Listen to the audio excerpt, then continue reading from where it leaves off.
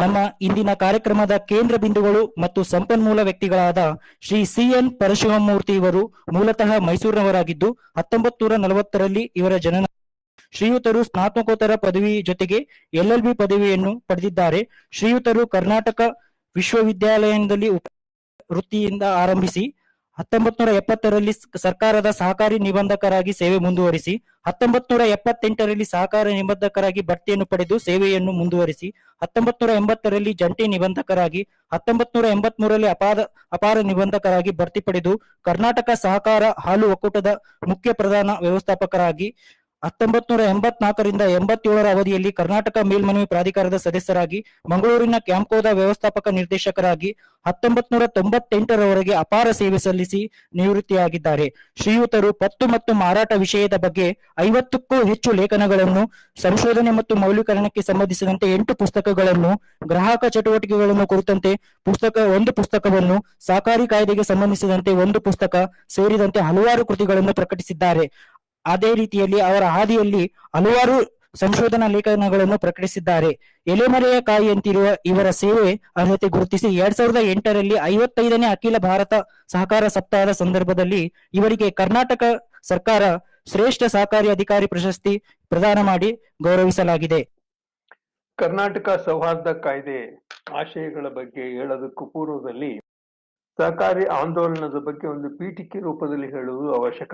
ಕಾಯ್ದೆ ರೂಪದಲ್ಲಿ ಸಹಕಾರಿ ಆಂದೋಲನ ಪ್ರಾರಂಭ ಆದದ್ದು 1904ರಲ್ಲಿ. ಅದಕ್ಕೆ ಪೂರ್ವದಲ್ಲಿ ಸಹಕಾರಿ ಸಂಸ್ಥೆಗಳಿದ್ದರೂ ಅದು ನೋಂದಾವಣಿಯಾದ ಸಂಸ್ಥೆಗಳಾಗಿರಲಿಲ್ಲ. 1904ರ ನಂತರ ಕೃಷಿ ಪತ್ತಿನ ಸಹಕಾರಿ ಸಂಸ್ಥೆಗಳಿಗೆ ಮಾತ್ರ ಅವಕಾಶ ಕಲ್ಪಿಸಿತ್ತು. 1912ರಲ್ಲಿ ಕೃಷಿಯೇತರ ಸಂಸ್ಥೆಗಳನ್ನ ರಚನೆ ಮಾಡಲಿಕ್ಕೆ ಕಾನೂನಲ್ಲಿ ಅವಕಾಶ ಮಾಡಿದರು. ಅದಾದ ನಂತರ ಬಹಳಷ್ಟು ತಿದ್ದುಪಡಿಗಳಾಗಿ 1904ರ ಕಾಯ್ದೆ ಅನ್ವಯ ಪ್ರಥಮವಾಗಿ ನೋಂದಾವಣಿಯಾದ ಸಂಸ್ಥೆ ಕನಿಗನಾಳ ಅಂತ ಬಹಳಷ್ಟು ಜನರು ತಿಳ್ಕೊಂಡಿದ್ದಾರೆ. ಆದ್ರೆ ನಮ್ಮ ರಾಷ್ಟ್ರದಲ್ಲಿ ಬ್ರಿಟಿಷರು 3 ಪ್ರಾಂತ್ಯಗಳನ್ನ ರಚಿಸಿದ್ರು. ಆ ಪ್ರಾಂತ್ಯಗಳಲ್ಲಿ ಕಲ್ಕತ್ತಾ ಪ್ರಾಂತ್ಯ, ಮದ್ರಾಸ್ ಪ್ರಾಂತ್ಯ ಮತ್ತು ಮುಂಬೈ ಪ್ರಾಂತ್ಯ. ಮುಂಬೈ ಪ್ರಾಂತ್ಯದಲ್ಲಿ ರಚನೆಯಾದ ಮೊದಲನೇ ಸಹಕಾರಿ ಸಂಘ ಕನಿಗನಾಳ ಪತ್ತಿನ ಸಹಕಾರಿ ಸಂಘ. ಅದಕ್ಕೆ ಪೂರ್ವದಲ್ಲಿ ಉತ್ತರದಲ್ಲಿ ಅಸ್ಸಾಂ ಮತ್ತು ಪಂಜಾಬ್ನಲ್ಲಿ ಕನಿಗನಾಳಕ್ಕೆ ಪೂರ್ವದಲ್ಲಿಯೇ ಸಹಕಾರಿ ಸಂಸ್ಥೆಗಳು ನೋಂದಾವಣಿ ಆಗಿದ್ದು ಇದು ಪ್ರಾಥಮಿಕ ಮಾಹಿತಿ. 1959 ಆಗುವ ತನಕ ಸರ್ಕಾರದ ನೇರ ಪ್ರವೇಶ ಸಹಕಾರಿ ಸಂಸ್ಥೆಗಳ ಕಾರ್ಯಾಚರಣೆಯಲ್ಲಿ ಬಹಳಷ್ಟು ಇರಲಿಲ್ಲ. ಇದ್ದದ್ದು ನೋಂದಾವಣೆ ಮತ್ತು ಸಮಾಪನೆ ಮಾತ್ರ. 59ರ ಕಾಯ್ದೆ ಒಂದು ಕ್ರೋಢೀಕೃತ ಕಾಯ್ದೆ. ಈ ಕಾಯ್ದೆ 5 ರಾಜ್ಯಗಳ ಕಾಯ್ದೆಯನ್ನ ಸಂಯೋಜನೆಗೊಳಿಸಿ ಒಂದು ಕಾಯ್ದೆಯನ್ನ ರಚನೆ ಮಾಡಿತು. ಅದಕ್ಕೆ ಧ್ಯೇಯೋದ್ದೇಶಗಳೇನು ಇರಲಿಲ್ಲ. 59ರ ಕಾಯ್ದೆ ನಂತರ ಸಮಗ್ರ ತಿದ್ದುಪಡಿಯನ್ನ 1976 ಮತ್ತು 1984ರಲ್ಲಿ ಮಾಡಿ ಆ ಕಾಯ್ದೆಯ ರೂಪ ಹೇಗಿತ್ತು ಅಂದ್ರೆ ಸಹಕಾರಿ ಸಂಸ್ಥೆಗಳು ಸರ್ಕಾರದ ಅಂಗ ಸಂಸ್ಥೆಗಳ ರೀತಿಯಲ್ಲಿ ನಡೆಸಲಿಕ್ಕೆ ಕಾನೂನಿನಲ್ಲಿ ಅವಕಾಶವನ್ನು ಕಲ್ಪಿಸಿದ್ರು. ಅಂದ್ರೆ ಉದಾಹರಣೆಗೆ ಒಂದು ಸಂಸ್ಥೆಗೆ ಒಂದು ಕಾರ್ ಬೇಕಾಗಿತ್ತು, ರಿಜಿಸ್ಟ್ರಾರ್ ಪೂರ್ವಾನುಮತಿ ಪಡೀರಿ. ಒಂದು ಆಸ್ತಿ ಖರೀದಿ ಮಾಡಬೇಕಾಗಿತ್ತು, ಪೂರ್ವಾನುಮತಿ ಪಡೀರಿ. ಸಂಸ್ಥೆ ನಿರ್ದೇಶಕರು ಬೇರೆ ರಾಜ್ಯಕ್ಕೂ ಪ್ರವಾಸ ಹೋಗ್ಬೇಕು, ಪೂರ್ವಾನುಮತಿ ಪಡೀರಿ. ಇಂಥ ನಿಯಂತ್ರಣಗಳನ್ನ ಈ 76, 84ರ ಕಾಯ್ದೆಯ ಪೂರ್ವದಲ್ಲಿ ರೂಪಿಸ್ಕೊಂಡಿದ್ರು. 1900 ಇದಕ್ಕೆ ಇದಾದ ನಂತರ ಅರ್ಧನಾರೀಶ್ವರನ್ ಸಮಿತಿಯಲ್ಲೂ ಆ ವರದಿಯಲ್ಲಿ ಏನ್ ಹೇಳ್ತಾರೆ ಅಂದ್ರೆ ಸಹಕಾರಿ ಸಂಸ್ಥೆಗಳನ್ನ ಸರ್ಕಾರದ ಮತ್ತು ನಿಬಂಧಕ ನಿಯಂತ್ರಣದಿಂದ ಹೊರಗೆ ತರಬೇಕು, ಆದ್ರಿಂದ ಉದಾರೀಕರಣ ನೀತಿಯನ್ನು ಅನುಸರಿಸಿ ಅಂತ. ಅದಾದ ನಂತರ 1991ರಲ್ಲಿ ಕೇಂದ್ರ ಸರ್ಕಾರ ಯೋಜನಾ ಆಯೋಗದ ಮುಖಾಂತರ ಒಂದು ವರದಿಯನ್ನ ಉದಾರೀಕರಣ ನೀತಿ ಅನುಸರಿಸಲಿಕ್ಕೆ ಒಂದು ವರದಿಯನ್ನ ಕೇಳಿದ್ರು, ಬ್ರಹ್ಮಪ್ರಕಾಶ್ ಕಮಿಟಿ ಅಂತ ಹೇಳಿ. ಆ ಕಮಿಟಿಯವರು ಒಂದು ಕರಡು ಸಹಕಾರಿ ಕಾಯ್ದೆಯನ್ನ ರಚಿಸಿ ಕೇಂದ್ರ ಸರ್ಕಾರಕ್ಕೆ ಕೊಟ್ಟಾಗ ಅವರು ರಾಜ್ಯ ಸರ್ಕಾರಗಳಿಗೆ ವರ್ಗಾವಣೆ ಮಾಡಿದ್ರು. ವರ್ಗಾವಣೆ ಮಾಡಿದ ಸಂದರ್ಭದಲ್ಲಿ, ಯಾಕೆಂದ್ರೆ ಅದು ರಾಜ್ಯ ಪಟ್ಟಿಯಲ್ಲಿದೆ, ಕೇಂದ್ರ ಪಟ್ಟಿಯಲ್ಲಿ ಇರಲಿಲ್ಲ, ಅದರಿಂದ ಕಾಯ್ದೆಯನ್ನ ಕೇಂದ್ರ ಸರ್ಕಾರ ಮಾಡ್ಲಿಕ್ಕೆ ಬರ್ತಾ ಇರಲಿಲ್ಲ. ಅದಕ್ಕೆ ರಾಜ್ಯ ಸರ್ಕಾರಗಳಿಗೆ ನೀವು ಕಾಯ್ದೆ ಮಾಡ್ಕೊಳ್ಳಿ ಅಂತ ಒಂದು ಸರ್ಕ್ಯುಲರ್ನ ಕೊಟ್ರು. ಅದು ಬಂದ ನಂತರ ನಾವು 59ರ ಕಾಯ್ದೆಗೆ ಸಮಗ್ರ ತಿದ್ದುಪಡಿಯನ್ನು ತಂದು ನಿಯಂತ್ರಣವಿದ್ದ ಎಲ್ಲ ಕಲಂಗಳನ್ನು ಕೈಬಿಟ್ಟು ಆ ಕಾಯ್ದೆಯನ್ನೇ ಉದಾರೀಕರಣ ಮಾಡಿ ಕಾರ್ಯರೂಪಕ್ಕೆ ತಂದ್ವಿ. ಅದರಲ್ಲಿ 2-3 ವರ್ಷಗಳ ಅಂತರದಲ್ಲಿ ಪುನಃ ಯಾವ ನಿಯಂತ್ರಣವನ್ನ ಕಿತ್ತಾಕಿದ್ವೋ ಆ ನಿಯಂತ್ರಣ ಮತ್ತೆ ಮರುಸ್ಥಾಪಿಸಿ ಸರ್ಕಾರದ ನಿಬಂಧಕರ ನಿಯಂತ್ರಣ ಮರುಸ್ಥಾಪಿಸಿದ್ರು. ಅದೇ ಸಮಯದಲ್ಲಿ ನಾವು ರಾಜ್ಯದ ಪ್ರಮುಖವಾಗಿ ಆಗಿನ ಸಹಕಾರ ಸಚಿವರಾಗಿದ್ದ ಎಸ್ ಪಾಟೀಲ್ರು, ನಿಬಂಧಕರಾಗಿದ್ದ ಮಧು ಅವರು ಮತ್ತು ಕೆಲವು ಅಧಿಕಾರಿಗಳು ಸೇರ್ಕೊಂಡು ಪ್ರತ್ಯೇಕ ಒಂದು ಸಹಕಾರಿ ಕಾಯ್ದೆ ಮಾಡ್ಲಿಕ್ಕೆ ಏನಾದ್ರು ಸಾಧ್ಯವಾ ಅನ್ನೋದನ್ನ ಚಿಂತನೆ ಮಾಡೋ ಸಂದರ್ಭದಲ್ಲಿ ಸರ್ಕಾರದವರು ನನ್ನ ಅಧ್ಯಕ್ಷತೆಯಲ್ಲಿ ಒಂದು ಸಹಕಾರಿ ನೀತಿ ರೂಪಿಸಲು ಒಂದು ಸಮಿತಿಯನ್ನ ರಚನೆ ಮಾಡಿದ್ರು. ಆ ಸಮಿತಿ ವರದಿಯಲ್ಲಿ ನಾವು ಒಂದು ಪ್ರತ್ಯೇಕ ಸೌಹಾರ್ದ ಕಾಯ್ದೆ ರಚನೆ ಮಾಡಬೇಕು ಅಂತ ಶಿಫಾರಸ್ ಮಾಡಿದ್ವಿ. ಅದನ್ನ ರಾಜ್ಯ ಸರ್ಕಾರ, ನಾವು ಅದನ್ನ ಮಾಡೋ ಪೂರ್ವದಲ್ಲಿ ಸರ್ಕಾರದ ಒಂದು ಇಲಾಖೆ, ಯೋಜನಾ ಇಲಾಖೆ ಮುಖಾಂತರ ಅದನ್ನ ಪರಿಷ್ಕರಿಸಿ ಅಂತಿಮವಾಗಿ ಕ್ಯಾಬಿನೆಟ್ ತೀರ್ಮಾನ ತಗೊಂಡು ಗೆಜೆಟ್ ಪ್ರಕಟಣೆ ಮಾಡಿದೀವಿ. ನಮ್ಮ ರಾಜ್ಯದ ಸಹಕಾರಿ ನೀತಿ ರಾಷ್ಟ್ರ ಮಟ್ಟದಲ್ಲಿ ಒಂದು ವಿಶೇಷವಾದ ಸಹಕಾರಿ ನೀತಿ ರೂಪಿಸಿದ ಮೊದಲನೇ ರಾಜ್ಯ. ಈ ನೀತಿ ಅನ್ವಯ ಪ್ರತ್ಯೇಕ ಸೌಹಾರ್ದ ಕಾಯ್ದೆ ರಚನೆ ಮಾಡಬೇಕು ಅಂತ ನಾವು ತೀರ್ಮಾನ ಮಾಡಿದ್ವಿ. ಮಾಡಿದ ನಂತರ ರಚನೆ ಮಾಡೋದಕ್ಕೆ ಸಾಮಾನ್ಯವಾಗಿ ನಮ್ಮ ಇಲಾಖಾಧಿಕಾರಿಗಳು ಯಾರು ನಮ್ಮ ನಿಯಂತ್ರಣ ಬಿಟ್ಟು ಕೊಡೋದಕ್ಕೆ ಒಪ್ಪಿಗೆ ಸೂಚಿಸೋ ಸಂಭವ ಇರಲಿಲ್ಲ. ಅದಕ್ಕಾಗಿ ನಾವು ಎಸ್ ಪಾಟೀಲ್ರನ್ನ ಒಪ್ಪಿಸಿ ಅವರು ಉದಾರೀಕರಣ ನೀತಿಗೆ ಪೂರಕವಾಗಿದ್ರು. ಅದಕ್ಕಿಂತ ಪ್ರಮುಖವಾಗಿ ಮಧು ಅವರು, ರಿಜಿಸ್ಟ್ರಾರ್ ಅವರು IAS ಆಫೀಸರ್ ಆಗಿದ್ರು ಸಹಕಾರದ ಬಗ್ಗೆ ಒಂದು ಅಭಿಮಾನ ಇಟ್ಕೊಂಡಿದ್ರು. ಅವರು ನಮ್ಮ ನಿಯಂತ್ರಣ ಬೇಡ ಅನ್ನೋ ಅಭಿಪ್ರಾಯನ ಹೊಂದಿದ್ರು. ಅದರಂತೆ ನಾವು ಸೌಹಾರ್ದ ಕಾಯ್ದೆ ರಚನೆಗೆ ಪೀಠಿಕೆಯನ್ನ ಹಾಕೊಂಡಾಗ ನಮ್ಮ ಉದ್ದೇಶ ಏನಿತ್ತು ಅಂದ್ರೆ, ರಿಜಿಸ್ಟ್ರಾರ್ ಕಚೇರಿಯಲ್ಲಿ ಸಹಕಾರಿಯ ನೋಂದಣಿ ಮತ್ತು ಸಮಾಪನೆ ಆದ ನಂತರ ನೋಂದಣಿ ರದ್ದುಪಡಿಸುವ ವ್ಯವಸ್ಥೆಯನ್ನ ಹೊರತುಪಡಿಸಿ ಎಲ್ಲ ವ್ಯವಹಾರವನ್ನ ಸೌಹಾರ್ದ ಸಹಕಾರಿ ಮಂಡಳಿ ಮಾಡಬೇಕು ಅನ್ನೋ ಉದ್ದೇಶವನ್ನ ಹೊಂದಿದ್ವಿ. ಅದರಂತೆ ಕಾಯ್ದೆಯನ್ನ ರೂಪಿಸಿದ್ವಿ. ಡೆಲಿಗೇಷನ್ ಆಫ್ ಪವರ್ನು ಅದೇ ರೀತಿ ಕಾಯ್ದೆಯಲ್ಲಿ ಸೇರಿಸ್ಕೊಂಡ್ವಿ. ಇಲ್ಲಿ ಪ್ರಮುಖವಾಗಿ ನಮ್ಮ ಆಶಯ ಏನು ಅಂದ್ರೆ, ನೀವು ಕಾಯ್ದೆಯನ್ನ ಪೀಠಿಕೆಯನ್ನು ನೋಡಿರ್ಬೋದು. ಆ ಪೀಠಿಕೆ ಹೇಳೋ ಸಂದರ್ಭದಲ್ಲಿ ನಾನು ನಮ್ಮ ಸೌಹಾರ್ದ ಕಾಯ್ದೆಯಲ್ಲಿ ಸೇರಿಸಿದಂತ ಅವಕಾಶವನ್ನ 97ನೇ ಸಂವಿಧಾನ ತಿದ್ದುಪಡಿಯಲ್ಲೂ ಅಳವಡಿಸಿಕೊಂಡ ಬಗ್ಗೆ ನಾನು ಆನಂತರ ಒಂದು ವಿಮರ್ಶೆ ಮಾಡ್ತೀನಿ. ಈ ಕಾಯ್ದೆ ನಮ್ಮ ಉದ್ದೇಶ ಏನಿತ್ತು ಅಂದ್ರೆ, ಸರ್ಕಾರದಿಂದ ಯಾವುದೇ ಹಣವನ್ನ ಪಡೆಯಲಾರದ ಒಂದು ಸಂಸ್ಥೆಯಲ್ಲಿ ಸರ್ಕಾರ ಮಧ್ಯಪ್ರವೇಶ ಮಾಡೋ ಅವಶ್ಯಕತೆ ಇಲ್ಲ ಅನ್ನೋದು ಒಂದು ತಾತ್ವಿಕ ತೀರ್ಮಾನ. ಅದು ನ್ಯಾಯಾಲಯಗಳು ಒಪ್ತವೆ. ಸರ್ಕಾರದ ನಿಯಂತ್ರಣ ಏನು ಪ್ರತ್ಯಕ್ಷ ಪರೋಕ್ಷ ಸಹಾಯಧನ ಇಲ್ಲದೆ ಇದ್ರೆ ಅಂತಹ ಸಂಸ್ಥೆಗಳ ಮೇಲೆ ನಿಯಂತ್ರಣ ಹೇರೋದು ಸರಿಯಲ್ಲ ಅನ್ನೋದು ತಾತ್ವಿಕವಾಗಿ ತೀರ್ಮಾನ. ಇಲ್ಲಿ ಈ ಇನ್ನೊಂದು ಪ್ರಮುಖ ಅಂಶ ನಾವು ಗಮನಿಸಿದ್ದೇನು ಅಂದ್ರೆ, ನೇರವಾಗಿ ಅಥವಾ ಪರೋಕ್ಷವಾಗಿ ಸೌಹಾರ್ದ ಸಹಕಾರಿ ಯಾವುದೇ ನೋಂದಾಯಿತ ಸಂಸ್ಥೆ ಸರ್ಕಾರದಿಂದ ಯಾವುದೇ ರೀತಿಯ ಸಹಾಯಧನ ಪಡೆಯತಕ್ಕದ್ದಲ್ಲ. ಇದು ಷರತ್ತು. ಇದರ ಜೊತೆಗೆ ನಮ್ಮ ಉದ್ದೇಶ ಇದ್ದದ್ದು, ನಾವು ಈ ಕಾಯ್ದೆಯನ್ನ ರೂಪಿಸಿದಾಗ ಸುಮಾರು 32,000 ಸಹಕಾರಿ ಸಂಸ್ಥೆಗಳು 59ರ ಕಾಯ್ದೆಯಲ್ಲಿ ನೋಂದಾವಣೆ ಆಗಿದ್ದು. ಅದರಲ್ಲಿ ಒಂದು 4 ಸಂಸ್ಥೆಗಳು ಸಮಾಪನೆಗೆ ಹೊರತುಪಡಿಸಿದೆ 24,000 ಸಹಕಾರಿ ಸಂಘಗಳಲ್ಲಿ ಕನಿಷ್ಠ ಒಂದು 50% ಆದ್ರೂ ಈ ಉದಾರೀಕೃತ ಕಾಯ್ದೆಗೆ ಬರ್ತಾರೆ ಅನ್ನೋ ಭಾವನೆ ನಮ್ಮಲ್ಲಿ ಬಹಳ ಜನರಿಗಿತ್ತು. ಅದು ನಾವು ಎಸ್ ಪಾಟೀಲ್ರ ಉದ್ದೇಶವೂ ಅದೇ ಆಗಿತ್ತು. ಆದ್ರೆ ಈ ಚುನಾಯಿತ ಪ್ರತಿನಿಧಿಗಳು ಯಾಕೆ ಬರಲಿಲ್ಲ ಅನ್ನೋದು ಒಂದು ಆಶ್ಚರ್ಯ. ಯಾಕೆಂದ್ರೆ ಎಲ್ಲಾ ಸಾರ್ವಜನಿಕ ವೇದಿಕೆಗಳಲ್ಲಿ, ಸಹಕಾರಿ ಸಮ್ಮೇಳನದಲ್ಲಿ, ಸಮಾರಂಭಗಳಲ್ಲಿ ನಿಬಂಧಕರು ಎಲ್ಲದಕ್ಕೂ ನಮ್ಮ ಒಪ್ಪಿಗೆ ಕೇಳುವಂತಾರೆ, ನಾವು ಯಾಕೆ ಅವ್ರ ನಿಯಂತ್ರಣ ಬೇಕು ಅನ್ನೋ ಭಾವನೆಯನ್ನು ವ್ಯಕ್ತಪಡಿಸ್ತಾ ಇದ್ರು. ಅದಕ್ಕಾಗಿ ಉದಾರೀಕರಣ ಕಾಯ್ದೆ ಮಾಡುದು ಯಾಕೆ ಹಳೆ ಕಾಯ್ದೆಯಿಂದ ಹೊಸ ಕಾಯ್ದೆಗೆ ವರ್ಗಾವಣೆ ಆಗ್ಲಿಲ್ಲ ಅನ್ನೋದು ಆಶ್ಚರ್ಯಕರ. ಯಾಕೆಂದ್ರೆ ಸುಮಾರು 500 ಸಂಸ್ಥೆಗಳು ಮಾತ್ರ ವರ್ಗಾವಣೆವಂತದ್ದು, ಉಳಿದ ಹೊಂದಲಿಲ್ಲ. ಇದರಿಂದ ತೊಂದರೆ ಆದದ್ದೇನು ಅಂದ್ರೆ ಸೌಹಾರ್ದ ಸಹಕಾರಿ ಕಾಯ್ದೆಯಲ್ಲಿ ರಚನೆಯಾದ ಸಂಯುಕ್ತ ಸಹಕಾರಿ ಕಾರ್ಯನಿರ್ವಹಣೆ ಬಗ್ಗೆ ಕಾರ್ಯವ್ಯಾಪ್ತಿಯನ್ನು ವಿಸ್ತರಿಸಲಿಕ್ಕೆ ಬಹಳ ಪ್ರಯತ್ನ ಮಾಡ್ಲಿಕ್ಕೆ ಆಗ್ಲಿಲ್ಲ.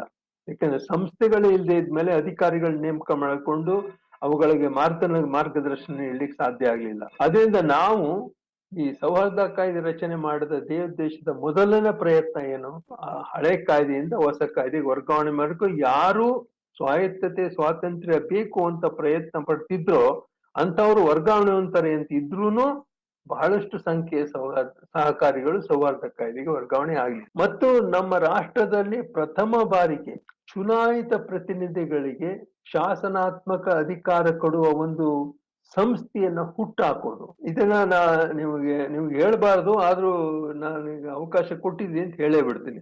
ನಾವು ಈ ಸಂಸ್ಥೆ ಒಂದು ನೋಂದಾಯಿತ ಸಂಸ್ಥೆ ಆಗ್ಬೇಕು ಅನ್ನೋ ಉದ್ದೇಶ ಇರಲಿಲ್ಲ.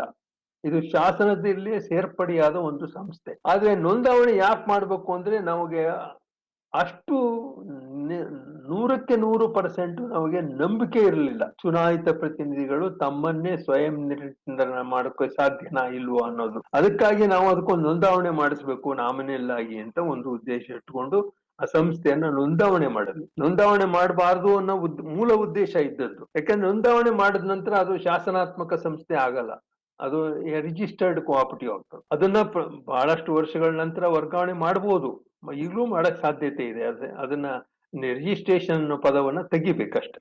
ಈ ಸಂಸ್ಥೆಯನ್ನ ಹುಟ್ಟಾಕುವಾಗ ನಾವು ಚಿಂತನೆ ಮಾಡದ್ದೇನು ಅಂದ್ರೆ, ಒಂದು ರಾಜ್ಯದ ಮಂತ್ರಿಮಂಡಲ ಇದೆ, ಅಲ್ಲಿ ಚುನಾಯಿತ ಪ್ರತಿನಿಧಿಗಳು ಅವರ ವಿದ್ಯಾರ್ಹತೆ ಅನುಭವ ಏನೂ ಇರಲಾರ್ದಿದ್ರು ಅವ್ರನ್ನ ಮಂತ್ರಿ ಮಾಡ್ತೀವಿ. ಮಂತ್ರಿ ಮಾಡಿದಾಗ ಅವನು ಆಡಳಿತ ನಡೆಸಲಿಕ್ಕೆ ಸಾಕಷ್ಟು ಅಧಿಕಾರ ಚಲಾಯಿಸಕ್ಕೆ ಅದಕ್ಕೆ ಅವಕಾಶ ಕಲ್ಪಿಸ್ತೀವಿ. ನಮ್ಮ ಸಹಕಾರಿ ಸಂಸ್ಥೆಗಳಿಗೆ ಯಾಕೆ ಅವಕಾಶ ಇರಬಾರ್ದು ಅನ್ನೋ ಮೂಲ ಉದ್ದೇಶ ನಮ್ಮದು. ಅದಕ್ಕಾಗಿ ನಾವು ಚುನಾಯಿತ ಪ್ರತಿನಿಧಿಗಳಿಗೆ ಶಾಸನಾತ್ಮಕ ಅಧಿಕಾರ ಕೊಡಬೇಕು ಅಂತ ಸೆಕ್ಷನ್ 53(7) ನಾವು ಏನೇನು ಅಧಿಕಾರವನ್ನ ಚಲಾಯಿಸಬಹುದು ಅನ್ನೋದನ್ನ ಸ್ಪಷ್ಟವಾಗಿ ಲಿಖಿತವಾಗಿ ಒಂದು 20 ವಿಷಯಗಳ ಬಗ್ಗೆ ಅಂತಿಮ ಅಧಿಕಾರವನ್ನು ಅವರು ಕೊಟ್ಟಿದ್ವಿ. ಅದನ್ನ ಚಲಾಯಿಸಲಿಕ್ಕೆ ಕ್ಷೇತ್ರ ಸಿಬ್ಬಂದಿಗಳ ಕೊರತೆ ಇದ್ದದ್ರಿಂದ ನಮ್ಮ ಉದ್ದೇಶ ಇದ್ದದ್ದು, ವರ್ಗಾವಣೆ ಆಗಿದ್ದದ್ದು ಒಂದು 10,000 ಸಹಕಾರಿ ಸಂಘಗಳು ಸಹಕಾರಿಗಳಾಗಿ ವರ್ಗಾವಣೆ ಆಗಿದ್ರೆ ಕ್ಷೇತ್ರ ಸಿಬ್ಬಂದಿ ಹೆಚ್ಚು ಸಂಖ್ಯೆಯಲ್ಲಿ ನೇಮಕ ಮಾಡಿಕೊಂಡು ಅದರ ಮಾರ್ಗದರ್ಶನ ನೀಡಲಿಕ್ಕೆ ಸಾಧ್ಯ ಆಗ್ತಾ ಇತ್ತು. ಆದ್ರೆ ನೋಂದಾವಣೆ ಸಂಖ್ಯೆಗಳು ವರ್ಷ ಅಷ್ಟು ದೊಡ್ಡ ಪ್ರಮಾಣದಲ್ಲಿ ಏರಿಕೆ ಆಗದೆ ಇದ್ರಿಂದ ಸಂಯುಕ್ತ ಸಹಕಾರಿ ಸಿಬ್ಬಂದಿ ಕೊರತೆಯಿಂದ ಸಹಕಾರಿ ಸಂಸ್ಥೆಗಳಿಗೆ ಪ್ರಾರಂಭದಲ್ಲಿ ಸಮರ್ಪಕ ಮಾರ್ಗದರ್ಶನ ನೀಡದೇ ಇದ್ದದ್ರಿಂದ ಬಹಳಷ್ಟು ಸಂಸ್ಥೆಗಳಲ್ಲಿ ಸಣ್ಣ ಪ್ರಮಾಣದ ದೊಡ್ಡ ಪ್ರಮಾಣದ ಅವ್ಯವಹಾರಗಳಿಗೆ ಕಾರಣ ಆಯಿತು ಅಂತ ನಾನು ಭಾವಿಸ್ತೀನಿ. ಯಾಕೆಂದ್ರೆ ಅವರಿಗೆ ಮಾರ್ಗದರ್ಶನ ನೀಡಲಿಕ್ಕೆ ಕ್ಷೇತ್ರ ಸಿಬ್ಬಂದಿಗಳ ಕೊರತೆ. ಕೇಂದ್ರ ಕಚೇರಿಯಲ್ಲಿರುವಂತಹ ಸಿಬ್ಬಂದಿ ಪ್ರತಿಯೊಂದು ಮೆಂಬರ್ ಸಹಕಾರಿಗಳಿಗೂ ಮಾರ್ಗದರ್ಶನ ನೀಡಲಿಕ್ಕೆ ಸಾಧ್ಯವಾಗಲಿಲ್ಲ, ಕೇಳಿದಾಗ ಮಾತ್ರ ನೀಡಲಿಕ್ಕೆ ಅವಕಾಶ ಕಲ್ಪಿಸಿ. ಅದರ ಜೊತೆಗೆ ಇನ್ನೊಂದು ನಾವು ಹೊಸದಾಗಿ ಚಿಂತನೆ ಮಾಡಿದ್ದೇನು ಅಂದ್ರೆ, ಹಳೆ ಕಾಯ್ದೆನಲ್ಲಿ ನಮ್ಮ ಜಿಲ್ಲಾ ಯೂನಿಯನ್ಗಳಿದೆ, ಅಲ್ಲಿ ಜಿಲ್ಲೆಯಲ್ಲಿ 2,000 ಸಹಕಾರಿ ಸಂಘಗಳು ರಿಜಿಸ್ಟರ್ ಆಗಿದ್ರೆ ಮೆಂಬರ್ ಮಾಡ್ಕೋತಿದ್ದದ್ದು 100ರಿಂದ 150. ಅಂದ್ರೆ ಚುನಾವಣೆ ದೃಷ್ಟಿಯಿಂದ ಹೆಚ್ಚು ಸಂಖ್ಯೆಯನ್ನ ಮಾಡಿಕೊಂಡ್ರೆ ನಾವು ಚುನಾವಣೆ ನಿರ್ದೇಶಕರಾಗ ಸಾಧ್ಯತೆ ಇಲ್ಲ ಅಂತ ಹೇಳಿ ಅವ್ರಿಗೆ ಬೇಕಾದವ್ರನ್ನೇ ಮೆಂಬರ್ ಮಾಡ್ಕೊಂಡು ಮಾಡ್ತಾ ಇದ್ರು. ಇದು ಪ್ರಜಾಪ್ರಭುತ್ವದ ನೀತಿಗೆ ವಿರುದ್ಧವಾಗಿದ್ರು ನಮ್ಮ ಕಾಯ್ದೆನಲ್ಲಿ ಸೇರಿಸಿದ ಪ್ರಮುಖ ಅಂಶ ಏನು ಅಂದ್ರೆ, ಈ ಸೌಹಾರ್ದ ಕಾಯ್ದೆಯಲ್ಲಿ ನೋಂದಾವಣೆಯಾದ ಪ್ರತಿಯೊಂದು ಸಹಕಾರಿ ಸಂಸ್ಥೆಯು ಅದೇ ದಿನ ಸಂಯುಕ್ತ ಸಹಕಾರಿಯ ಸದಸ್ಯತ್ವವನ್ನು ಪಡೆಯುತ್ತದೆ. ಇದು ಪ್ರಜಾಪ್ರಭುತ್ವದ ನೀತಿಗೆ ವಿರುದ್ಧ. ಆದರೆ ನಾವು ಪ್ರಜಾಪ್ರಭುತ್ವದಲ್ಲಿ ಈ ಕೋಆಪರೇಟಿವ್ ಪ್ರಿನ್ಸಿಪಲ್ ಒಂದಾದ ಮೆಂಬರ್ಶಿಪ್ ಇಸ್ ಓಪನ್ ಅಂತ ಏನ್ ನಾವು ಹೇಳ್ತೀವಿ, ಆ ನೀತಿಗೆ ಪೂರಕವಾಗಿದೆ. ಆದ್ರಿಂದ ಮೆಂಬರ್ಶಿಪ್ ಆಟೋಮ್ಯಾಟಿಕ್ ಕೊಡೋದ್ರಿಂದ ಯಾವುದೇ ಹಕ್ಕನ್ನು ಕಿತ್ಕೊಂಡಾಗ ಆಗೋದಿಲ್ಲ. ಹಕ್ಕನ್ನು ಪಡೆಯಕ್ಕೆ ಆಸಕ್ತಿ ಇಲ್ಲದೆ ಇದ್ರೂ ನಾವು ಸದಸ್ಯತ್ವವನ್ನು ಕೊಡ್ತೀವಿ. ಇದು ಅದರ ಮೂಲ ತತ್ವ. ಇದರಲ್ಲಿ ಈ ಸಂಯುಕ್ತ ಸಹಕಾರಿ ಅನ್ನೋ ಸಂಸ್ಥೆ ರಾಷ್ಟ್ರದಲ್ಲಿ ಯಾವುದೇ ಕಾಯ್ದೆನಲ್ಲೂ ಇಲ್ಲ. ಇದನ್ನ ನಾವು ಬಹಳಷ್ಟು ರಾಜ್ಯಗಳು ನಮ್ಮ ಕಾಯ್ದೆಯನ್ನ ತಗೊಂಡು ಹೋದ್ರು ಅವರು ಅದನ್ನ ಅಳವಡಿಸಲಿಕ್ಕೆ ಅಲ್ಲಿ ತನಕ ಸಾಧ್ಯ ಆಗಿಲ್ಲ. ಹಾಗೆ ನಾನು ಈ ವಿಷಯನ ಪ್ರಸ್ತಾಪ ಮಾಡೋದ್ರಲ್ಲಿ ಪ್ರಮುಖವಾದ ಅಂಶ ಏನು ಅಂದ್ರೆ, ನಮ್ಮ ರಾಜ್ಯದ ಸೌಹಾರ್ದ ಕಾಯ್ದೆಯನ್ನ ರಾಷ್ಟ್ರಪತಿಗಳಿಂದ ಒಪ್ಪಿಗೆ ಪಡೆಯುವ ಸಂದರ್ಭದಲ್ಲಿ ಇಲಾಖಾಧಿಕಾರಿಗಳು ಶ್ರಮ ವಹಿಸದೇ ಇದ್ದಾಗ ಸಂಘ ಪರಿವಾರದವರು ಇದರ ಪ್ರಯತ್ನವನ್ನ ಮಾಡಿ ಅದನ್ನ ರಾಷ್ಟ್ರಪತಿ ಒಪ್ಪಿಗೆ ಪಡೆಯಲಿಕ್ಕೆ ಪ್ರಯತ್ನವನ್ನ ಮಾಡಿದ್ರು. ಅದು ಒಪ್ಪಿಗೆ ಬರಲಿಕ್ಕೆ ನಿಧಾನ ಆದ್ರೂ ಒಪ್ಪಿಗೆ ಪಡೆಯಲಿಕ್ಕೆ ಅವರು ಪ್ರಮುಖ ಕಾರಣರು. ಇದರ ಜೊತೆಗೆ ಪ್ರಾರಂಭದಲ್ಲಿ ನೋಂದಣಿಯಾದ ಬಹಳಷ್ಟು ಸಂಸ್ಥೆಗಳು ಸಂಘ ಪರಿವಾರ ಪ್ರೇರಿತ ಸಂಸ್ಥೆಗಳಾಗಿಯೇ ನೋಂದಣಿಯಾದ. ಇದರಿಂದ ನಿಯಂತ್ರಣವನ್ನ ಮಂಡಳಿಯ ಸದಸ್ಯರಾಗಿ ಮಂಡಳಿಯ ನಿರ್ದೇಶಕರಾಗಿ ಕಾರ್ಯನಿರ್ವಹಿಸುವ ಸಂದರ್ಭದಲ್ಲಿ ಯಾವುದೇ ರೀತಿಯ ತುಡುಕುಗಳು ಪ್ರಾರಂಭ ಹಂತದಲ್ಲಿ ಬರಲಿಲ್ಲ. ಯಾಕಂದ್ರೆ ಅವರು ಸಂಘ ಪರಿವಾರದ ಹಿಮ್ಮುನೋಲದಿಂದ ಬಂದಿದ್ರು. ಆದರೆ ಸಣ್ಣ ಪುಟ್ಟ ತಪ್ಪುಗಳಿಂದ 2004ರಲ್ಲಿ ಸರ್ಕಾರ ಮತ್ತೆ ನಿಯಂತ್ರಣ ಮಾಡುವ ಕೆಲವು ಅಧಿಕಾರಗಳನ್ನ ಸಂಯುಕ್ತ ಸಹಕಾರಿಯಿಂದ ಮೊಟಕುಗೊಳಿಸಿ ತಾವು ಕಿತ್ಕೊಂಡ್ರು. ಇದನ್ನ ತಪ್ಪಿಸೋಕೆ ಅವಕಾಶ ಇದ್ರು ತಪ್ಪಿಸ್ಕೊಳ್ಲಿಕ್ಕೆ ಆಗ್ಲಿಲ್ಲ.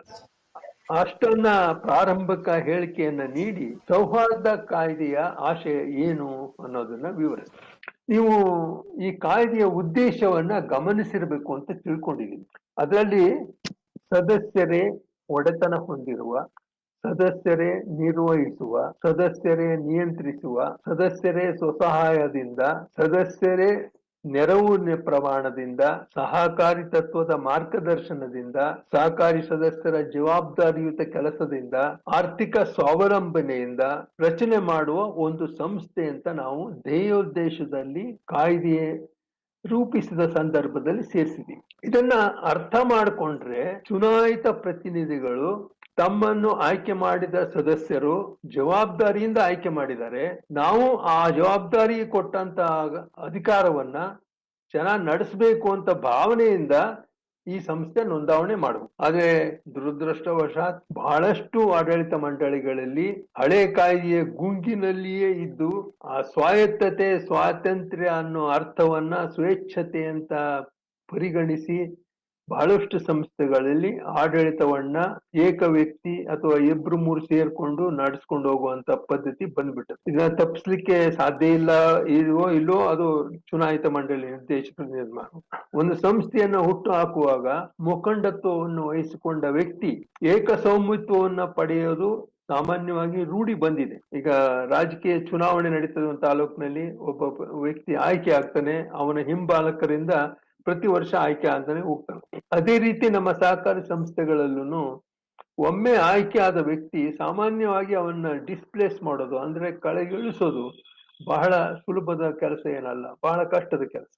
ಅವರ ನಿಯಂತ್ರಣ ಹೆಂಗಿರ್ತದೆ ಅಂದ್ರೆ ಆ ಸಂಸ್ಥೆಯನ್ನ ಏಕಸ್ವಾಮಿತ್ವದ ಸಂಸ್ಥೆಯಾಗಿ ಬಳಸೋದು ಬಹಳ ಸಾಮಾನ್ಯ. ಪ್ರಾರಂಭದಲ್ಲಿ ನೇಮಕ ಮಾಡಿಕೊಂಡಂತ ವ್ಯಕ್ತಿಗಳು ಸಂಸ್ಥೆ ನಿಷ್ಠೆಗಿಂತ ಸ್ವಾಮಿ ನಿಷ್ಠೆಗೆ ಪ್ರಾಮುಖ್ಯತೆ ಕೊಡ್ತಾರೆ. ನೇಮಕ ಮಾಡಿಕೊಂಡ ವ್ಯಕ್ತಿಗೆ ವಿಧೇಯನಾಗಿರ್ಬೇಕೇ ಹೊರತು ಸಂಸ್ಥೆ ಹಿತದೃಷ್ಟಿಯಿಂದ ಅನ್ನೋ ಭಾವನೆ ಇಲ್ಲ. ಆ ನೌಕರರು ಆ ಸಂಸ್ಥೆಯ ಸೇವೆ ಮಾಡಲಿಕ್ಕೆ ಬಂದಂತವ್ರು, ಅವರು ವೃತ್ತಿಪರರಾಗಿರ್ಬೇಕು, ತಿಳುವಳಿಕೆ ಇದ್ದವರಿರ್ಬೇಕು, ಸದಸ್ಯರಿಗೆ ಹಿತಾಸಕ್ತಿ ಕಾಪಾಡಲಿಕ್ಕೆ ಮನಸ್ಸಿರ್ಬೇಕು. ಇಂಥ ವ್ಯಕ್ತಿಗಳನ್ನ ಪಾರದರ್ಶಕ ನೀತಿಯನ್ನು ಸೇರಿಸಿ ನೇಮಕ ಮಾಡಿಕೊಂಡಾಗ ಮಾತ್ರ ಆ ಸಂಸ್ಥೆಯಲ್ಲಿ ನೌಕರರಿಗೂ ಪದಾಧಿಕಾರಿಗಳಿಗೂ ಸಂಬಂಧ ಚೆನ್ನಾಗಿರ್ತದೆ. ಆ ಚೆನ್ನಾಗಿದ್ದ ಸಂದರ್ಭದಲ್ಲಿ ಸೇವೆ ಕೊಡ್ಲಿಕ್ಕೆ ಪೂರಕವಾಗ್ತದೆ. ಆದ್ರೆ ನಮ್ಮಲ್ಲಿ ಸಾಮಾನ್ಯವಾಗಿ ಅಧ್ಯಕ್ಷರು ನೌಕರರನ್ನ ಸೇವಕರನ್ನಾಗಿ ಪರಿಗಣಿಸ್ತಾರೆ. ಅಂದ್ರೆ ಸಹೋದ್ಯೋಗಿ ಅನ್ನೋ ಭಾವನೆಯನ್ನು ಬೆಳೆಸ್ಕೊಂಡಿಲ್ಲ. ಇದು ಅತಿ ಅವಶ್ಯಕ ಒಂದು ಸಂಸ್ಥೆ ಬೆಳೆಯಬೇಕಾದ. ನೀವು ಯಾವುದೇ ಒಂದು ಕಂಪನಿ ತಗೊಳ್ಳಿ, ಅಂಬಾನಿ ಗ್ರೂಪ್ ತಗೊಳ್ಳಿ, ತಮ್ಮ ಕೆಟ್ಟೋದ ಅಣ್ಣ ವೃದ್ಧಿ ಹೊಂದದ. ಅಲ್ಲಿ ಅಣ್ಣ ವೃದ್ಧಿ ಹೊಂದದ ಕಾರಣ ಏನು ಅಂದ್ರೆ ಅವನು ಆ ನೌಕರರಿಗೆ, ಅಧಿಕಾರಿಗಳಿಗೆ ಸ್ವತಂತ್ರವಾಗಿ ಕಾರ್ಯನಿರ್ವಹಿಸಲಿಕ್ಕೆ ಅವಕಾಶವನ್ನು ಕಲ್ಪಿಸಿಕೊಟ್ರು. ಅದನ್ನ ನಾವು ತಿಳ್ಕೋಬೇಕು. ನಮ್ಮ ಸೌಹಾರ್ದ ಸಹಕಾರಿ ಸಂಸ್ಥೆಗಳಲ್ಲಿ ಆಡಳಿತ ಮಂಡಳಿ ತಿಳ್ಕೋಬೇಕಾದೇನು ಅಂದ್ರೆ, ನಾವು ಮಾರ್ಗದರ್ಶನ ಮಾಡಿದ ನೌಕರರು ಸಂಸ್ಥೆಯ ಸದಸ್ಯರ ಹಿತಾಸಕ್ತಿಗೆ ಪೂರಕವಾಗಿ ಕೆಲಸ ಮಾಡಬೇಕು, ಇಲ್ಲಿ ಮಾಡ್ತಾ ಇದ್ದಾರೋ ಇಲ್ವೋ ಅನ್ನೋದನ್ನ ಮೇಲ್ವಿಚಾರಣೆ ಮಾಡೋಕೆ ಮಂಡಳಿ ಇರಬೇಕು ಹೊರತು ತಮ್ಮ ಸ್ವಹಿತಾಸಕ್ತಿಯನ್ನ ಕಾಪಾಡ್ಲಿಕ್ಕೆ ಇದನ್ನ ನೌಕರರನ್ನ ಉಪಯೋಗಿಸಬಾರದು. ಇದು ಒಂದು ಪ್ರಮುಖವಾದ ಅಂಶ. ನಾವು ಈ ಹಳೆ ಕಾಯ್ದೆನಲ್ಲಿ ಸೆಕ್ಷನ್ 17, 18ರಲ್ಲಿ ನೌಕರರಿಗೆ ಒಂದು ಷರತ್ತುಬದ್ಧ ಆಶ್ವಾಸನೆಯನ್ನು ಕೊಟ್ಟಿದೆ. ಆದ್ರೆ ಈ ಕಾಯ್ದೆನಲ್ಲಿ ಸೌಹಾರ್ದ ಕಾಯ್ದೆಯಲ್ಲಿ ನಾವು ನೌಕರರು ಎರಡನೇ ರೀತಿಯ ಗುಂಪಿಗೆ ಸೇರ್ತಾರೆ. ಅಂದ್ರೆ ಆಡಳಿತ ಮಂಡಳಿಯ ನಿಯಂತ್ರಣದಲ್ಲಿರಬೇಕು, ಸದಸ್ಯರಿಗೆ ಅನುಕೂಲ ಮಾಡುವಂತ ವ್ಯಕ್ತಿಗಳನ್ನ ಆಯ್ಕೆ ಮಾಡಬೇಕು. ಆದ್ರಿಂದ ನಾವು ಪ್ರತ್ಯೇಕವಾದ ಅಧಿಕಾರಗಳು ಜವಾಬ್ದಾರಿಗಳನ್ನ ನೌಕರರಿಗೆ ಕೊಟ್ಟಿಲ್ಲ, ಆದ್ರೆ ಚೀಫ್ ಎಕ್ಸಿಕ್ಯೂಟಿವ್ ಮಾತ್ರ ಕೊಟ್ಟಿದೆ. ಇದರ ಉದ್ದೇಶ ಏನು ಅಂದ್ರೆ ಆಡಳಿತ ಮಂಡಳಿ ಆಯ್ಕೆ ಮಾಡುವ ನೌಕರರು ಸಂಸ್ಥೆಯ ಹಿತಾಸಕ್ತಿ ಪೂರಕವಾಗಿದ್ದರೆ ಮಾತ್ರ ಆಯ್ಕೆ ಮಾಡಬೇಕು ಅನ್ನೋದು ಭಾವನೆ ಅವರ ಮಂಡಳಿಯಲ್ಲಿ ಇರಬೇಕು ಅನ್ನೋ ಉದ್ದೇಶ. ಬಹಳ ಸಂಸ್ಥೆಗಳಲ್ಲಿ ಇದು ನಡೀತಾ ಇಲ್ಲ. ಪ್ರಾರಂಭದಲ್ಲಿ ನೇಮಕವಾದಂತ ವ್ಯಕ್ತಿಗಳು ಅರ್ಹತೆ ಇರ್ಲಿ ಇಲ್ಲದೆ ಇರ್ಲಿ, ಅಲ್ಲಿ ಸ್ವಹಿತಾಸಕ್ತಿ ಇರ್ಬೋದು, ಜಾತಿ ಆಧಾರದ ಮೇಲೆ ಇರ್ಬೋದು, ಅಥವಾ ಪರಿಚಯದವರ ಆಧಾರದ ಮೇಲೆ ಇರ್ಬೋದು, ನೇಮಕ ಮಾಡಿಕೊಂಡಂತ ವ್ಯಕ್ತಿ ಸಂಸ್ಥೆ ಹಿತ ಕಾಪಾಡಲಿಕ್ಕೆ ಬಹಳ ತೊಡಕಾಗ್ತಾ ಇದೆ. ಆದ್ರಿಂದ ಈ ಬಗ್ಗೆ ಗಮನ ಹರಿಸುವುದು ಅವಶ್ಯ. ಎಲ್ಲಾ ಸಂಸ್ಥೆಗಳು ಅನ್ವಯ ಆಗ್ತದೆ ಅಂತ ನಾನು ಹೇಳಲ್ಲ, ಆದ್ರೆ ಬಹಳಷ್ಟು ಸಂಸ್ಥೆಗಳಲ್ಲಿ, ಸಣ್ಣ ಸಂಸ್ಥೆಗಳಲ್ಲಿ ನೌಕರರು ಸಂಸ್ಥೆ ಹಿತ ದೃಷ್ಟಿಯಿಂದ ಕೆಲಸ ಮಾಡ್ತಾ ಇಲ್ಲ, ಅವರು ಮಾಡ್ತಾ ಇರೋದು ಸ್ವಹಿತಾಸಕ್ತಿ. ಇದರ ಜೊತೆಗೆ ನಾವು ಈ ಕಾಯ್ದೆಯನ್ನ ರಚನೆ ಮಾಡಿದಾಗ ತಾವು ಗಮನಿಸಿರ್ಬೋದು, ಯಾವುದೇ ಸಹಕಾರಿ ಕಾಯ್ದೆನಲ್ಲಿ ಸಹಕಾರಿ ತತ್ವವನ್ನ ಕಾಯ್ದೆನಲ್ಲಿ ಸೇರಿಸಿಲ್ಲ. ಆದ್ರೆ ರಿಜಿಸ್ಟ್ರೇಷನ್ ಮಾಡೋ ಸಂದರ್ಭದಲ್ಲಿ ನಾವು ಷರತ್ತನ್ನು ಏನಾಗ್ತೀವಿ ಅಂದ್ರೆ ಈ ಉಪವಿಧಿಗಳನ್ನ ರಚನೆ ಮಾಡುವಾಗ ಆ ಉಪವಿಧಿಗಳಲ್ಲಿ ಸಹಕಾರಿ ತತ್ವಕ್ಕೆ ಪೂರಕವಾಗಿ ಇದ್ದರೆ ಮಾತ್ರ ನೋಂದಾವಣೆ ಮಾಡಬೇಕು ಅಂತಿದೆ. ಆದ್ರೆ ಸಹಕಾರಿ ತತ್ವಗಳನ್ನ ಕಾಯ್ದೆನಲ್ಲಿ ಸೇರಿಸಿದಂತ ಒಂದು ರಾಜ್ಯ ಕಾಯ್ದೆ ಅಂದ್ರೆ ಕರ್ನಾಟಕ ಸಹಕಾರಿ ಸೌಹಾರ್ದ ಕಾಯ್ದೆ. ಈ 7 ತತ್ವಗಳನ್ನ ಅಳವಡಿಸಿಕೊಳ್ಳುವಂತೆ ನಾನು ಪ್ರಾರಂಭದಲ್ಲಿ ಹೇಳಿದಂತ ಪೀಠಿಕೆ ಏನಿದೆಯಲ್ಲ, ಪೀಠಿಕೆನಲ್ಲಿ ನಾವು ಧ್ಯೇಯೋದ್ದೇಶವನ್ನು ಹೇಳಿದಾಗ ಇರುವಂತ ಎಲ್ಲ 8 ಅವಕಾಶಗಳಲ್ಲಿ ಈ ಸಹಕಾರಿ ತತ್ವಕ್ಕೆ ಪೂರಕವಾಗಿ ರಚಿಸಿದ್ವಿ.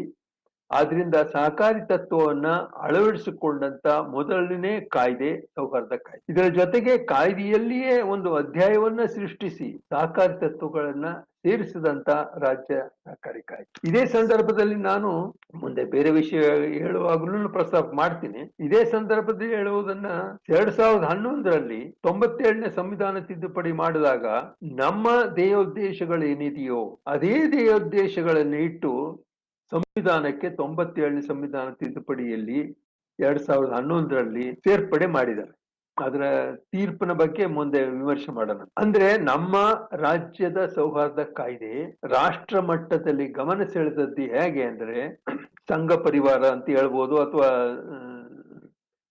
ಸಹಕಾರಿ ಸಂಸ್ಥೆಗಳು ರಾಷ್ಟ್ರ ಮಟ್ಟದಲ್ಲಿ ನಡೆದ 2-3 ಸೆಮಿನಾರ್ಗಳಲ್ಲಿ ಕರ್ನಾಟಕ ಸೌಹಾರ್ದ ಕಾಯ್ದೆ ಬಗ್ಗೆ ಚರ್ಚೆಯಾಗಿ ಇದರ ಅನುಕೂಲಗಳು ಅನಾನುಕೂಲಗಳನ್ನ ವಿಮರ್ಶೆ ಮಾಡಿ ಒತ್ತಡ ತಂದು ಕೇಂದ್ರ ಸರ್ಕಾರದಲ್ಲಿ 97ನೇ ತಿದ್ದುಪಡಿಗೆ ಕಾರಣಕರ್ತರಾದರು. ಆದರೂ 97ನೇ ಸಂವಿಧಾನ ತಿದ್ದುಪಡಿ ತಾವು ಗಮನಿಸಬಹುದು ಸೂಕ್ಷ್ಮವಾಗಿ, ಈ 97ನೇ ತಿದ್ದುಪಡಿ ಬಂದದ್ದು ಸಂಘ ಪರಿವಾರದ ಪ್ರಭಾವ ಇಲ್ಲದ ಸಮಯದಲ್ಲಿ. ಅಂದ್ರೆ 2011 UPA ಸರ್ಕಾರ ಇದ್ದದ್ದು, ಅವಾಗ 97ನೇ ತಿದ್ದುಪಡಿ ತಂದ್ರಿ. ಆ ತಿದ್ದುಪಡಿಯಲ್ಲಿ ಹೇಳಿದಂತ ಎಲ್ಲ ವಿಷಯಗಳು ಸೌಹಾರ್ದ ಕಾಯ್ದೆಯಲ್ಲಿ ಈಗಾಗಲೇ ನಾವು 20 ವರ್ಷಗಳ ಹಿಂದೆ ಅಳವಡಿಸ್ಕೊಂಡಿದ್ವಿ. ಇದು ರಾಷ್ಟ್ರ ಮಟ್ಟದಲ್ಲಿ ಒಂದು ಮಾದರಿಯಾಗುತ್ತೆ. ಆದ್ರೆ ಸಂವಿಧಾನ ತಿದ್ದುಪಡಿ ನಂತರ ಕೇವಲ 9 ರಾಜ್ಯಗಳು ಮಾತ್ರ ಕಾಯ್ದೆಗೆ ಉದಾರೀಕರಣ ನೀತಿಯನ್ನು ರೂಪಿಸಿದ್ರು, ಅಂದ್ರೆ ಲಿಬರಲೈಸೇಷನ್ ಮಾಡಿದ್ರು. ಆದ್ರೆ ಅವರು 2 ಕಾಯ್ದೆ ಮಾಡಲಿಲ್ಲ, ಒಂದೇ ಕಾಯ್ದೆಗೆ ಲಿಬರಲೈಸೇಷನ್ ಮಾಡಿದ್ರು. ಆಂಧ್ರ ಪ್ರದೇಶ ಒಂದು ಹೊಸ ಕಾಯ್ದೆಯನ್ನ ಮಲ್ಟಿ ಪರ್ಪಸ್ ಕೋಆಪರೇಟಿವ್ ಸೊಸೈಟಿ ಅಂತ ಆಕ್ಟ್ ಮಾಡಿದ್ರು. ಅದರಲ್ಲಿ ನಿಬಂಧಕರನ್ನ ಉಳಿಸ್ಕೊಂಡ್ರು. ಅದೇ ಸಂಯುಕ್ತ ಸಹಕಾರಿ ಅಂತ ಒಂದು ಸಂಸ್ಥೆಯನ್ನ, ಚುನಾಯಿತ ಪ್ರತಿನಿಧಿಗಳ ಸಂಸ್ಥೆಯನ್ನ ರೆಕಗ್ನೈಸ್ ಮಾಡಿದಂತದ್ದು ನಮ್ಮದೊಂದೇ. 97ನೇ ಸಂವಿಧಾನ ತಿದ್ದುಪಡಿ ಬಗ್ಗೆ ನಿಮಗಾಗ್ಲೇ ಗೊತ್ತಿದೆ, ಪತ್ರಿಕೆಗಳಲ್ಲಿ ಬಂದಿತ್ತು. ಗುಜರಾತ್ ಹೈಕೋರ್ಟ್ ನಲ್ಲಿ ಪ್ರಶ್ನೆ ಮಾಡಿದಾಗ ಅದು ಅಸಂವಿಧಾನಿಕ ಅಂತ ಹೇಳಿ ತೀರ್ಪು ಕೊಟ್ಟರು. ಅದನ್ನ ಕೇಂದ್ರ ಸರ್ಕಾರ ಉಚ್ಚ ನ್ಯಾಯಾಲಯದಲ್ಲಿ ತೀರ್ಮಾನ ಮಾಡಿ 20 ಆಗಸ್ಟ್ನಲ್ಲಿ ಒಂದು ಅಂತಿಮವಾಗಿ ತೀರ್ಪನ್ನ ಕೊಟ್ಟಿದ್ದಾರೆ. ಅಸಂವಿಧಾನಿಕ ಅಂತ ಹೇಳಿಲ್ಲ, ಅದು ಅವ್ರು ಹೇಳಿದ್ದೇನು ಅಂದ್ರೆ ಮಲ್ಟಿ ಸ್ಟೇಟ್ ಕೋಆಪರೇಟಿವ್ ಸೊಸೈಟಿಗೆ ಇದು ಅನ್ವಯ ಆಗ್ತದೆ.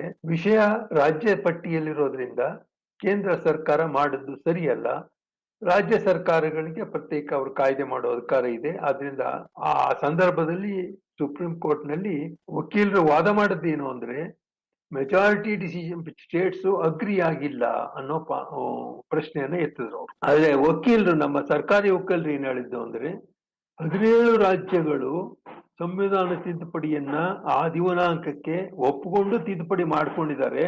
ಆದ್ರಿಂದ ಇದು ಬಹುಮತ ತೀರ್ಮಾನ ಅಂತ ಹೇಳಿದ್ರು ಸುಪ್ರೀಂ ಕೋರ್ಟ್ನವ್ರು ಹೇಳಿದ್ದೇನು ಅಂದ್ರೆ, ಕೇಂದ್ರ ಸರ್ಕಾರದ 97ನೇ ತಿದ್ದುಪಡಿಯನ್ನ ವಿಧಾನ ಮಂಡಲಗಳಲ್ಲಿ ಮಂಡಿಸಿ ಒಂದು ಠರಾವಣೆ ಮೂಲಕ ಒಪ್ಪಿದಾಗ ಮಾತ್ರ ಅದು ಒಪ್ಪಿಗೆ ಆದಂಗೆ, ಇಲ್ಲದೆ ಇದ್ರಿಲ್ಲ. ಅಡಾಪ್ಟ್ ಮಾಡ್ಕೊಂಡ್ರೂ ಸಹ ಅದು ಪೂರಕವಾಗೋದಿಲ್ಲ ಅಂತ ಹೇಳಿ ತೀರ್ಪು ಕೊಟ್ಟು ಅಂತಿಮವಾಗಿ ಅನಲ್ ಮಾಡಿದ್ರು, ಅಂದ್ರೆ ಇನ್ವ್ಯಾಲಿಡ್ ಅಂತ ಮಾಡಿದ್ರು as far as state acts R concern. ಅದೇ ನಮ್ಮ ರಾಜ್ಯದಲ್ಲಿ ನಾವು ಈಗಾಗಲೇ ಕಾಯ್ದೆ ಮಾಡ್ಕೊಂಡಿದ್ರು, ಲಿಬರಲೈಸ್ ಕಾಯ್ದೆ ಮಾಡ್ಕೊಂಡಿದ್ರು ಸಂವಿಧಾನ 97 ಸಂವಿಧಾನ ತಿದ್ದುಪಡಿಯಲ್ಲಿದ್ದ ಎಲ್ಲ ಅಂಶಗಳನ್ನು ಈಗಾಗಲೇ ಅಳವಡಿಸ್ಕೊಂಡಿದ್ವಿ. ನಾವು ಮೀಸಲಾತಿ ಕೊಟ್ಟಿದ್ವಿ, ರಿಜಿಸ್ಟ್ರೇಷನ್, ಆಡಳಿತ ಮಂಡಳಿ ರಚನೆ ಬಗ್ಗೆ ಸಂಖ್ಯೆಯನ್ನು ನಿಗದಿಪಡಿಸಿದ್ವಿ ನಮ್ಮ ಕಾಯ್ದೆನಲ್ಲಿ. ಇವೆಲ್ಲನೂ ಇದ್ದದ್ದನ್ನೇ ಸಂವಿಧಾನದಲ್ಲಿ ಮಾರ್ಗದರ್ಶನ ನೀಡಿದ್ರಿಂದ ನಮಗೇನು ಅಷ್ಟು ತೊಡಕಾಗ್ಲಿಲ್ಲ. ನಾವು ಸಂವಿಧಾನಕ್ಕೆ ಪೂರಕವಾಗಿ ನಮ್ಮ ಕಾಯ್ದೆನ ತಿದ್ದುಪಡಿ ಮಾಡ್ಕೊಂಡಿದ್ವಿ. ಅದು ನಾವು ಅನಲ್ ಮಾಡೋ ತನಕ, ಮುಂದಿನ ವಿಧಾನಸಭೆಯಲ್ಲಿ ಅದನ್ನ ನಾವು ಒಪ್ಪಿಗೆ ಇಲ್ಲ ಅನ್ನೋ ತನಕನೂ ಅದು ಆ ಕಾಯ್ದೆ ಜಾರಿಯಲ್ಲಿ ಇರ್ತದೆ. ಆದ್ರಿಂದ ಉದಾರೀಕರಣ ಕಾಯ್ದೆ ಅಡಿ ರಚನೆಯಾದ ಸಂಯುಕ್ತ ಸಹಕಾರಿ ಸೌಹಾರ್ದ ಸಹಕಾರಿ ಕಾಯ್ದೆ ಸಿಂಧುವಾಗಿದೆ. ಉದಾರೀಕರಣ ನೀತಿಯಡಿ ರಚನೆಯಾದ ಕಾಯ್ದೆಯಲ್ಲಿ ಸೌಹಾರ್ದ ಕಾಯ್ದೆ ಪ್ರಸ್ತಾವನೆಯನ್ನ ಪ್ರವರ್ತಕರು ರಿಜಿಸ್ಟ್ರಾರ್ ಕಚೇರಿಗೆ ಕಳಿಸಿದಾಗ ಈಗಿನ ಆಡಳಿತ ವ್ಯವಸ್ಥೆಯಲ್ಲಿ ನೋಂದಾವಣೆ ಮಾಡಿಸೋದು ಅಷ್ಟು ಸುಲಭವಾದ ಕೆಲಸ ಅಲ್ಲ. ಅದಕ್ಕಾಗಿ ನಾವು ಪ್ರಸ್ತಾವನೆ ಮಾಡಿದ್ದೇನು ಅಂದ್ರೆ, ಸೌಹಾರ್ದ ಸಹಕಾರಿ ಪ್ರಸ್ತಾವನೆ ನಿಬಂಧಕರ ಕಚೇರಿಗೆ ಹೋದ್ರೆ ಅವರು ವೈಯಕ್ತಿಕವಾಗಿ ಹಾಜರಿರಬೇಕಾದ ಅವಶ್ಯಕತೆ ಏನಿಲ್ಲ. ಪ್ರಸ್ತಾವನೆಯನ್ನ ಕಳಿಸಿ ಬಂದ ನಂತರ 90 ದಿವಸದೊಳಗಾಗಿ ನೋಂದಾವಣೆ ಮಾಡಿ ರಿಜಿಸ್ಟರ್ಡ್ ಅಂಚೆ ಮೂಲಕ ಮುಖ್ಯ ಪ್ರವರ್ತಕರಿಗೆ ಕಳಿಸ್ಕೊಡ್ಬೇಕು ಅಂತ ಕಾಯ್ದೆಯಲ್ಲಿ ಅವಕಾಶ ಕಲ್ಪಿಸಿದ್ವಿ. ಇದರ ಉದ್ದೇಶ ಕಚೇರಿಯ ವ್ಯವಸ್ಥೆಯಲ್ಲಿ ನಾವು ಭಾಗಿಯಾಗಬಾರ್ದು ಅಂತ. ನಾವು ಅಧಿಕಾರಿಗಳನ್ನ ನಂಬೋದಿಲ್ಲ ಅನ್ನೋ ಭಾವನೆಯಿಂದ ಆ ಅವಕಾಶವನ್ನು ಕಲ್ಪಿಸಿಲ್ಲ. ಸರ್ಕಾರಿ ಕಚೇರಿಗಳಲ್ಲಿ ಕೆಲಸ ನಿರ್ವಹಣೆ ಮಾಡೋದು ಕಂಪ್ಯೂಟರೈಸ್ಡ್ ಯುಗದಲ್ಲಿಯೂ ಬಹಳ ಕಷ್ಟ ಆಗ್ತಾ ಇದೆ. ಪ್ರತಿಯೊಬ್ಬ ಒಂದು ಟೇಬಲ್ ನಲ್ಲೂ ಒಂದು ಕಡತ ವರ್ಗಾವಣೆ ಆಗ್ಬೇಕಾದ್ರೆ ಬಹಳಷ್ಟು ದಿನಗಳು ತಿಂಗಳುಗಳಾಗ್ತದೆ. ಇದನ್ನ ತಪ್ಪಿಸ್ಲಿಕ್ಕಾಗಿ ಈ 90 ದಿವಸದ ಅವಧಿಯನ್ನು ನಿಗದಿಪಡಿಸಿ ಅದು ಕಾರ್ಯರೂಪಕ್ಕೆ ಬರ್ತಾ ಇದೆ. ಅದು ಡೀಮ್ಡ್ ರಿಜಿಸ್ಟ್ರೇಷನ್ ಅಂತಾನು ಪ್ರಸ್ತಾವನೆ ಮಾಡಿದ್ವಿ. ಅದನ್ನು ನಮ್ಮ ಸೌಹಾರ್ದ ಸಹಕಾರಿಗಳು ಪತ್ರ ವ್ಯವಹಾರದ ಮೂಲಕ ಡೀಮ್ಡ್ ರಿಜಿಸ್ಟ್ರೇಷನ್ ಸರ್ಟಿಫಿಕೇಟ್ ಕೊಡಿ ಅಂತ ಕೇಳುವಂತ ಪ್ರವೃತ್ತಿ ಬೆಳೆಸ್ಕೊಳ್ಳಿಲ್ಲ. ಇದರ ಜೊತೆಗೆ ಪ್ರಾರಂಭದಲ್ಲಿ ಸಂಯುಕ್ತ ಸಹಕಾರಿಯಲ್ಲಿ ಇದ್ದಂತ ಒಂದಿಬ್ಬರು ವ್ಯಕ್ತಿಗಳಿಂದ ಈ ನೋಂದಾವಣೆಯ ಪ್ರಕ್ರಿಯೆಯಲ್ಲಿ ನಡೆಯುವ ಕೆಲವು ಅವ್ಯವಹಾರಗಳಿಗೆ ಕಾರಣಕರ್ತರಾಗ ಸೌಹಾರ್ದ ಕಾಯ್ದೆಯಲ್ಲಿ ನೋಂದಾವಣೆದ ಸಹಕಾರಿ ಸಂಸ್ಥೆಗಳಿಗೆ ಕೆಟ್ಟ ಹೆಸರು ಬರಲಿಕ್ಕೆ ಇದೇ ಒಂದು ಪ್ರಮುಖವಾದ ಕಾರಣ. ಯಾಕೆಂದ್ರೆ ಪ್ರಾರಂಭದಲ್ಲಿಯೇ ಲಂಚ ಕೊಟ್ಟು ನೋಂದಾವಣೆ ಮಾಡದಂತ ಸಂಸ್ಥೆಗಳ ನಿರ್ದೇಶಕರ ಮಂಡಳಿ ನೀವು ನಿಷ್ಠೂರದಿಂದ ಕೆಲಸ ಮಾಡಿ ಅಂತ ಹೇಳಲಿಕ್ಕೆ ಸಾಧ್ಯ ಆಗ್ಲಿಲ್ಲ. ಆದ್ರಿಂದ ಈ ಲಂಚ ಕೊಟ್ಟ ನಂತರ ಆ ಲಂಚ ವಸೂಲಿ ಮಾಡ್ಕೊಳ್ಳಕ್ಕೆ ಒಂದು ವ್ಯವಸ್ಥೆ ಬೇಕಾಗಿತ್ತು ಅಂತ ಹೇಳಿ ಅವ್ಯವಹಾರಗಳನ್ನ ಮಾಡ್ಲಿಕ್ಕೆ ಶುರು ಮಾಡಿದ್ರು ಅಂತ ನನ್ನ ಭಾವನೆ. ಸ್ವಾಯತ್ತತೆ, ಸ್ವಾತಂತ್ರ್ಯ, ಸ್ವಯಂ ನಿಯಂತ್ರಣ ಅನ್ನೋ ಪದಕ್ಕೆ ಬಹಳಷ್ಟು ಸೌಹಾರ್ದ ಸಹಕಾರಿ ಸಂಸ್ಥೆಗಳು ಸ್ವೇಚ್ಛತೆ ಅನ್ನೋ ಭಾವನೆಯನ್ನ ಬೆಳೆಸ್ಕೊಂಡದ್ದು ದುರದೃಷ್ಟಕರ. ಅದಕ್ಕೆ ಒಂದು ಉದಾಹರಣೆಯನ್ನು ಕೊಡ್ತೀನಿ. ಒಂದು ಸೌಹಾರ್ದ ಸಹಕಾರಿ ಸಂಸ್ಥೆ ತನ್ನ ನಿರ್ದೇಶಕರಿಗೆ ಸಿಟ್ಟಿಂಗ್ ಫೀಸ್ ಅನ್ನ 25,000 ನಿಗದಿಪಡಿಸಿತು. ನಿರ್ದೇಶಕರು ಬರಬೇಕಾದ ದೂರ ಎಷ್ಟು ಅಂದ್ರೆ 200 ಕಿಲೋಮೀಟರ್, 200 ಮೀಟರ್. ಸಭೆಗೆ ಬಂದು 1 ಗಂಟೆ 2 ಗಂಟೆ ಕುತ್ಕೊಂಡ್ರೆ ಅವ್ರಿಗೆ 25,000 ರೂಪಾಯಿ ಭತ್ಯೆ ಕೊಡ್ಬೇಕು. ಇದನ್ನ ಸ್ವೇಚ್ಛತೆ ಅಂತ ಇನ್ನೇನ್ ಅನ್ಬೇಕು? ಪ್ರತಿಯೊಬ್ಬ ನಿರ್ದೇಶಕನು ಸಭೆಯಲ್ಲಿ ಭಾಗವಹಿಸಿ ಅವನ ಕಾಂಟ್ರಿಬ್ಯೂಷನ್ ಕೊಡ್ಲಿ. ಆದ್ರೆ ಒಂದು ಕಚೇರಿ ಬರಬೇಕಾದ್ರೆ 200 ಮೀಟರ್ ದೂರದಿಂದ ಬಂದು ಮೀಟಿಂಗ್ ಅಟೆಂಡ್ ಮಾಡೋದು 25,000 ಭತ್ಯೆ ತಗೊಳ್ಳೋದಾದ್ರೆ ಇದನ್ನ ಸೌಹಾರ್ದ ಕಾಯ್ದೆಯಲ್ಲಿ ಕೊಟ್ಟಂತ ಉದಾರೀಕರಣ ನೀತಿಯ ಸ್ವಾಯತ್ತತೆಯನ್ನ ಸ್ವೇಚ್ಛತೆ ಅನ್ನಲಾದ್ರೆ ಇನ್ನೇನ. ಅದಕ್ಕಾಗಿ ನಮ್ಮ ಆಶಯ ಏನಿತ್ತು, ಸ್ವಯಂ ನಿಯಂತ್ರಣ ಅಂದ್ರೆ ನಿರ್ದೇಶಕರು ತಮ್ಮನ್ನೇ ತಾವು ನಿಯಂತ್ರಣ ಮಾಡ್ಕೊಳ್ತಾರೆ ಅಂತ. ಆದ್ರೆ ನಿಯಂತ್ರಣ ಮಾಡೋ ಪ್ರಯತ್ನದಲ್ಲಿ ತಮಗೆ ಅನುಕೂಲವಾಗುವಂತ ಕಾರ್ಯರೂಪಕ್ಕೆ ತಂದ್ರು ಹೊರತು ಸಂಸ್ಥೆ ಹಿತದೃಷ್ಟಿಯಿಂದ ತರಲಿಕ್ಕೆ ಸಾಧ್ಯ ಆಗಿಲ್ಲ. ಅದನ್ನು ನಿಯಂತ್ರಣ ಮಾಡಲಿಕ್ಕೆ ಸಂಯುಕ್ತ ಸಹಕಾರಿ ಮಂಡಳಿಯಲ್ಲಿರುವ ನಿರ್ದೇಶಕರು ಅಷ್ಟು ಶ್ರಮ ವಹಿಸ್ಲಿಲ್ಲ ಅಂತ ನನ್ನ ಅನಿಸಿಕೆ. ಯಾಕೆಂದ್ರೆ ಒಂದು ಪ್ರಕರಣ ಆದ ಕೂಡಲೇ ಅದನ್ನ ತುರ್ತು ಕ್ರಮ ಕೈಗೊಂಡಿದ್ರೆ ಮತ್ತೊಂದು ಸಂಸ್ಥೆ ಅದೇ ಪ್ರಸ್ತಾವನೆಯನ್ನ ತನ್ನ ಅನುಕೂಲಕ್ಕೆ ಬಳಸ್ಕೊಳ್ಳಿಕ್ಕೆ ಸಾಧ್ಯವಾಗ್ತಿರ್ಲಿಲ್ಲ. ಆದ್ರೆ ಬಹಳಷ್ಟು ಸಂಸ್ಥೆಗಳಲ್ಲಿ ಇಂತಹ ವ್ಯವಸ್ಥೆ ಇರೋದ್ರಿಂದ ಅದರ ಅನಾನುಕೂಲ ಆಂದೋಲನಕ್ಕೆ ಆಗ್ತಾ ಇದೆ, ಅದು ಕೆಟ್ಟ ಹೆಸರು ಬರೋದಕ್ಕೆ ಕಾರಣ ಆಗ್ತಾ ಇದೆ. ಅದಕ್ಕೆ ಸ್ವಾಯತ್ತತೆ ಕೊಟ್ಟದ್ದು ಸ್ವೇಚ್ಛತೆ ಅಂತ ಬಹಳಷ್ಟು ಜನರು ಅರ್ಥ ಮಾಡ್ಕೊಂಡ್ರೆ ತಪ್ಪು. ಸರ್ಕಾರದಿಂದ ಸಹಾಯಧನ ಪಡಿಬಾರದು ಅನ್ನೋ ಮೂಲ ಉದ್ದೇಶ ನಮ್ಮದು. ಅದಕ್ಕಾಗಿಯೇ ಈ ಸೌಹಾರ್ದ ಕಾಯ್ದೆಯನ್ನು ರಚನೆ ಮಾಡಿದ್ವಿ. ಅದರಲ್ಲೂ ಕೆಲವು ಸಣ್ಣ ತಪ್ಪುಗಳಿದೆ. ಪ್ರತ್ಯಕ್ಷವಾಗಿ ಪರೋಕ್ಷವಾಗಿ ಅಂತ ಕಾಯ್ದೆ ಹೇಳಿರೋದ್ರಿಂದ ನಿಮ್ಮ ಈ ಸ್ಟ್ಯಾಂಪಿಂಗ್ ಇರಲಿ, ಪ್ರತ್ಯಕ್ಷ ಪರೋಕ್ಷವಾಗಿ ಸಂಯುಕ್ತ ಸಹಕಾರಿ ಯಾವುದೇ ಒಂದು ಕಾರ್ಯಕ್ರಮವನ್ನ ತನ್ನ ನೇತೃತ್ವದಲ್ಲಿ ಮಾಡಿದರೆ ಅದರಿಂದ ಆರ್ಥಿಕ ವ್ಯವಹಾರ ನಡೀತಾ ಇದ್ರೆ ಅದು ವ್ಯಾಪಾರ ಆಗ್ತದೆ. ಅದನ್ನ ಸಂಯುಕ್ತ ಸಹಕಾರಿ ಮಾಡಬಾರ್ದು. ಅದು ನನ್ನ ಮೊದಲಿನಿಂದ ಹೇಳ್ಕೊಂಡ್ ಬಂದಿದ್ದೀನಿ. ಅದನ್ನ ಪಾಲಿಸ್ಲಿಕ್ಕೆ ಆಗಿಲ್ಲ. ಸೇವಾ ರೂಪದಲ್ಲಿ ಯಾವ್ದಾದ್ರು ಒಂದು ಹಣ ಬಂದೇ ಬರ್ತದೆ. ಅದಕ್ಕೆ ಸದ್ಯಕ್ಕೆ ಸರ್ಕಾರ ಮಧ್ಯಪ್ರವೇಶ ಮಾಡಿಲ್ಲ. ಮತ್ತೊಂದು, ಗೃಹ ನಿರ್ಮಾಣ ಸಹಕಾರಿ ಸಂಘಗಳನ್ನ ನೋಂದಣಿ ಮಾಡಬಾರದು ಅಂತೇಳಿ ಕಾಯ್ದೆನಲ್ಲಿ ಸೇರಿಸಿದೀವಿ. ಆದ್ರೆ ಬಹಳಷ್ಟು ಸಂಸ್ಥೆಗಳು ಪತ್ತಿನ ಸಂಸ್ಥೆಗಳಾಗಿ ಠೇವಣಿ ಸಂಗ್ರಹಣೆ ಮಾಡಿ ಗೃಹ ನಿರ್ಮಾಣಕ್ಕಾಗಿ ಪರೋಕ್ಷವಾಗಿ ವರ್ಗಾವಣೆ ಮಾಡದಂತಹ ಪ್ರಸಂಗಗಳು ಇತ್ತೀಚೆಗೆ ಬೆಳಕಿಗೆ ಬರ್ತಾ ಇದೆ. ಇದು ನಮ್ಮ ಉದ್ದೇಶ ಆಗಿರ್ಲಿಲ್ಲ. ಸಹಕಾರಿ ಸಂಸ್ಥೆಗಳಲ್ಲಿ ನೀತಿಗಳನ್ನ ರೂಪಿಸುವಾಗ ಸಾಲ ನೀತಿ, ಠೇವಣಿ ನೀತಿ ಇದನ್ನ ಸಾರ್ವಜನಿಕರಿಗೆ ಅನುಕೂಲ ಮಾಡೋ ದೃಷ್ಟಿಯಿಂದ ರಚಿಸಿದ್ದಾರೆ. ಆದ್ರೆ ಠೇವಣಿ ಸಂಗ್ರಹ ಮಾಡಿದಂತ ಈಗಿನ ಇತ್ತೀಚಿನ ಬ್ಯಾಂಕಿಂಗ್ ರೆಗ್ಯುಲೇಷನ್ ಕಾಯ್ದೆ ತಿದ್ದುಪಡಿ ಮತ್ತು ಇನ್ಶೂರೆನ್ಸ್ ಕಾಯ್ದೆ ತಿದ್ದುಪಡಿ ತಂದದ್ದು ನಮ್ಮ 18 ಅರ್ಬನ್ ಬ್ಯಾಂಕ್ಗಳಿಗೆ, ಸೌಹಾರ್ದ ಬ್ಯಾಂಕ್ಗಳಿಗೆ ಹೊರತುಪಡಿಸಿ ಬೇರೆಯವ್ರಿಗೆ ನೀವು ಆಗೋದಿಲ್ಲ. ಆದ್ರಿಂದ ಸಂಗ್ರಹಣೆ ಮಾಡಿದ ಠೇವಣಿ ಮೇಲೆ ಸದಸ್ಯರಿಗೆ ತೊಂದರೆ ಆದಾಗ ಮರುಪಾವತಿ ಮಾಡಲಿಕ್ಕೆ ಬಹಳ ತೊಡಕಾಗ್ತಾ ಇದೆ. ಅದಕ್ಕಾಗಿಯೇ ತಾವು ಗಮನಿಸಿರಬಹುದು, ಸೆಕ್ಷನ್ 10ರಲ್ಲಿ ಉಪವಿಧಿಗಳಲ್ಲಿ ಸೇರಿಸಬೇಕಾದ ವಿಷಯ ಪಟ್ಟಿಯಲ್ಲಿ ನಾವು ಲಾಭ ವಿಂಗಡಣೆ ಮಾಡುವ ಸಂದರ್ಭದಲ್ಲಿ ಒಂದು ಅವಕಾಶವನ್ನು ಕಲ್ಪಿಸಿದೆ. ಮೀಸಲು ನಿಧಿ ಮತ್ತು ಶಿಕ್ಷಣ ನಿಧಿ ಕೊಟ್ಟ ನಂತರ 20% ಕೆಟ್ಟ ಸಾಲಗಳ ನಿಧಿಯನ್ನ ಸೃಷ್ಟಿಸಿ. ಇದರ ಉದ್ದೇಶ ಏನು ಅಂದ್ರೆ, ಉದಾರೀಕರಣ ನೀತಿಯಲ್ಲಿ ಮಾಡಿದಂತಹ ಸಾಲಗಳು ಕೆಟ್ಟ ಸಾಲಗಳಾದ ಸಂದರ್ಭದಲ್ಲಿ ವಿಚಾರಣೆ ಮಾಡಿ ನಿಜವಾಗಿ ಕೆಟ್ಟ ಸಾಲ ಆಗ್ಲಿಕ್ಕೆ ಕಾರಣಗಳೇನು, ಅದು ನಿಜವಾದ ಕಾರಣವೋ ನೈಜ ಕಾರಣವೋ ಕೆಟ್ಟ ಕಾರಣವೋ ಅಂತ ತೀರ್ಮಾನ ಮಾಡಿ ಆ ನಿಧಿಯಿಂದ ವರ್ಗಾವಣೆ ಮಾಡಿ ರೈಟ್ ಆಫ್ ಮಾಡ್ಲಿಕ್ಕೆ ಅವಕಾಶ ಕಲ್ಪಿಸಲಿಕ್ಕೆ ಆ ಪ್ರಸ್ತಾವನೆಯನ್ನು ಮಾಡಿದೆ. ಸದ್ಯಕ್ಕೆ ಯಾರು ಇದನ್ನು ಉಪಯೋಗಿಸ್ತಾ ಇಲ್ಲ. ಇದು ಕೊನೆ ಸಂದರ್ಭವಾಗಿ ಉಪಯೋಗಿಸ್ಲಿಕ್ಕೆ ಇಟ್ಕೊಂಡಿರ್ಬೋದು. ಆದ್ರೆ ಇದ್ರಲ್ಲಿ ನನ್ನ ವಿನಂತಿ ಏನು ಅಂದ್ರೆ, ಈ 20% ನಿಧಿಯನ್ನೇನ್ ಸೃಷ್ಟಿ ಮಾಡ್ತೀರಿ ಇದನ್ನ ನಿಮ್ಮ ವ್ಯವಹಾರದಲ್ಲಿ ಉಪಯೋಗಿಸ್ತಕ್ಕದ್ದಲ್ಲ. ಇದು ನಿಮ್ಮ ವ್ಯವಹಾರದಲ್ಲಿ ಹೊರಗಿಡುವಂತ ಹಣ. ಆದ್ರಿಂದ ಈ ಕೆಟ್ಟ ಸಾಲಗಳ ನಿಧಿಯನ್ನ ನಿಮ್ಮ ಸಂಸ್ಥೆಯಿಂದ ಹೊರಗೆ ನಿಯೋಜನೆ ಮಾಡಿ ಅನ್ನೋದು ಒಂದು ಮನವಿ. ಸದಸ್ಯರ ಮಂಡಳಿಯ ಅಧಿಕಾರಿಗಳ ಜವಾಬ್ದಾರಿಗಳನ್ನ ಸಮರ್ಪಕವಾಗಿ ನಿಗದಿ ಮಾಡಿಲ್ಲ. ಅದಕ್ಕೆ ನಾನು ಸಂಯುಕ್ತ ಸಹಕಾರಿ ಮಂಡಳಿಯ ನಿರ್ದೇಶಕರ ಜೊತೆ ಕೆಲವು ಚರ್ಚೆ ಮಾಡಿದ್ದೀನಿ. ಸೆಕ್ಷನ್ 53(7) ಸದಸ್ಯ ಸಹಕಾರಿಗಳಿಗೆ ನೀತಿ ಸಂಹಿತೆ ರೂಪಿಸಬೇಕು ಅಂತ ಷರತ್ತನ್ನ ಹಾಕಿದ್ವಿ. ಅಂದ್ರೆ ಜವಾಬ್ದಾರಿಯನ್ನು ನಿಗದಿಪಡಿಸಿ. ಆದ್ರೆ ಸಂಯುಕ್ತ ಸಹಕಾರಿನೇ ನೀತಿಯನ್ನು ರೂಪಿಸ್ಕೊಂಡಿಲ್ಲ. ಇದು ಅನುಚಿತ ಆಗ್ಲಾರ್ದು. ಅದು ನಾನು ಹೇಳೇ ಬಿಡ್ತೀನಿ. ನಾನೇ ರೂಪಿಸ್ಕೊಟ್ಟಿದ್ದೀನಿ. ಸಂಯುಕ್ತ ಸಹಕಾರಿ ಅಳವಡಿಸಿಕೊಳ್ಳಬಹುದಾದ ನೀತಿ ಸಂಹಿತೆಯನ್ನ ನಾನೇ ರಚಿಸಿಕೊಟ್ಟಿದ್ದೀನಿ. ಅದನ್ನ ಸಂಯುಕ್ತ ಸಹಕಾರಿ ನಿರ್ದೇಶಕರು ಇವರಿಗೂ ಅಳವಡಿಸ್ಕೊಂಡಿಲ್ಲ. ಅವರು ಅಳವಡಿಸ್ಕೊಳ್ದೇ ಇದ್ರೆ ಸದಸ್ಯ ಸಹಕಾರಿಗಳಿಗೆ ನೀತಿ ಸಂಹಿತೆಯನ್ನ ರೂಪಿಸೋದಕ್ಕೆ ಹೇಗೆ ಸಾಧ್ಯ? ರೂಪಿಸಿ ಅಂತ ಹೇಳೋದಕ್ಕೆ ಹೇಗೆ ಸಾಧ್ಯ? ಅವರು ಅಳವಡಿಸ್ಕೊಳ್ದೇ ಇದ್ರೆ ಕ್ರಮ ಕೈಗೊಳ್ಳಲಿಕ್ಕೆ ಸಾಧ್ಯ? ಆದ್ರಿಂದ ಸದಸ್ಯ ಸಹಕಾರಿಗಳು, ನಮ್ಮ ಉದ್ದೇಶ ಇದ್ದಿದ್ದೇನು ಅಂದ್ರೆ, ಈ ಪಾರದರ್ಶಕ ನೀತಿ ಅನುಸರಿಸಬೇಕು ಅಂದ್ರೆ ಯಾರ್ಯಾರು ಏನೇನ್ ಮಾಡ್ಬೇಕು ಅನ್ನೋದು ಗೊತ್ತಿರ್ಬೇಕು. ಗೊತ್ತಿದೆ ಅಂದ್ರೆ ಸದಸ್ಯನಾದವನು ತನ್ನ ಕರ್ತವ್ಯ, ಹಕ್ಕು, ಜವಾಬ್ದಾರಿ ಅವನು ಕಾಯ್ದೆಯನ್ನು ನಿಗದಿಪಡಿಸಿದೀವಿ ಅವ್ನು ಏನ್ ಮಾಡ್ಬೇಕು ಅಂತ. ಅದು ಮಾಡದೇ ಇದ್ರೆ ಏನ್ ಮಾಡ್ಬೋದು ಅನ್ನೋದಕ್ಕೆ ನೀವು ನೀತಿ ಸಂಹಿತೆ ರೂಪಿಸ್ಕೊಂಡಾಗ ನಿರ್ದೇಶಕರನ್ನ ತೆಗೆದುಹಾಕೋದಿಕ್ಕೆ, ಅನರ್ಹತೆಗೊಳಿಸ್ಲಿಕ್ಕೆ, ರಾಜೀನಾಮೆ ಕೊಡಿಸ್ಲಿಕ್ಕೆ ಸಾಧ್ಯ. ಆದ್ರಿಂದ ನೀತಿ ಸಂಹಿತೆ ರೂಪಿಸ್ಕೊಳ್ಳೋದು ಅತಿ ಅವಶ್ಯಕವಾದ ಒಂದು ಕ್ರಮ. ಇದು ನಮ್ಮ ಉದ್ದೇಶವೂ ಆಗಿತ್ತು. ಇನ್ನು ನಿಬಂಧಕರಿಗೆ ನಿರ್ದೇಶಕರ ಮಂಡಳಿ ಈ ಸ್ವಾಯತ್ತತೆ ಕೊಟ್ಟ ನಂತರ ಅದು ಜವಾಬ್ದಾರಿ ಜೊತೆಗೆ ಅಟ್ಯಾಚ್ಡ್. ಅದು ಸ್ವಾಯತ್ತತೆ ಜೊತೆಗೆ ಜವಾಬ್ದಾರಿನೂ ಇರಬೇಕು, ಕರ್ತವ್ಯ ಇರಬೇಕು, ಹಕ್ಕುಗಳಿರ್ಬೇಕು. ಸದಸ್ಯ ಸಹಕಾರಿಗಳಿಗೂ ಸಂಯುಕ್ತ ಸಹಕಾರಿಗೆ ಆ ಸದಸ್ಯ ಸಹಕಾರಿಗಳು ಮಾಡಿದ ವ್ಯವಹಾರಗಳ ಬಗ್ಗೆ ಮಾಹಿತಿಯನ್ನ ಇಂತಿಷ್ಟು ಸಮಯದಲ್ಲಿ ಸಲ್ಲಿಸಬೇಕು ಅಂತ ಕಾಯ್ದೆ ಹೇಳ್ತದೆ. ಆದ್ರೆ ಸಂಯುಕ್ತ ಸಹಕಾರಿ ಅದನ್ನು ಕ್ರೋಢೀಕರಿಸಿ ಇಂತಿಷ್ಟು ಸಂಸ್ಥೆಗಳು ಸಲ್ಲಿಸಿಲ್ಲ ಅನ್ನೋ ಮಾಹಿತಿ ಲಭ್ಯ ಇಲ್ಲ. ಇದ್ರೂ ಅಸಮರ್ಪಕ. ಅಂದ್ರೆ ನಾನು ಯಾಕೆ ಇದನ್ನ ಹೇಳ್ತೀನಿ ಅಂದ್ರೆ, ನಿರ್ದೇಶಕನಾದಂತ ಅವನು ಏನ್ ಮಾಡ್ಬೇಕು ಏನ್ ಮಾಡಬಾರ್ದು ಅಂತ ಇದೆ.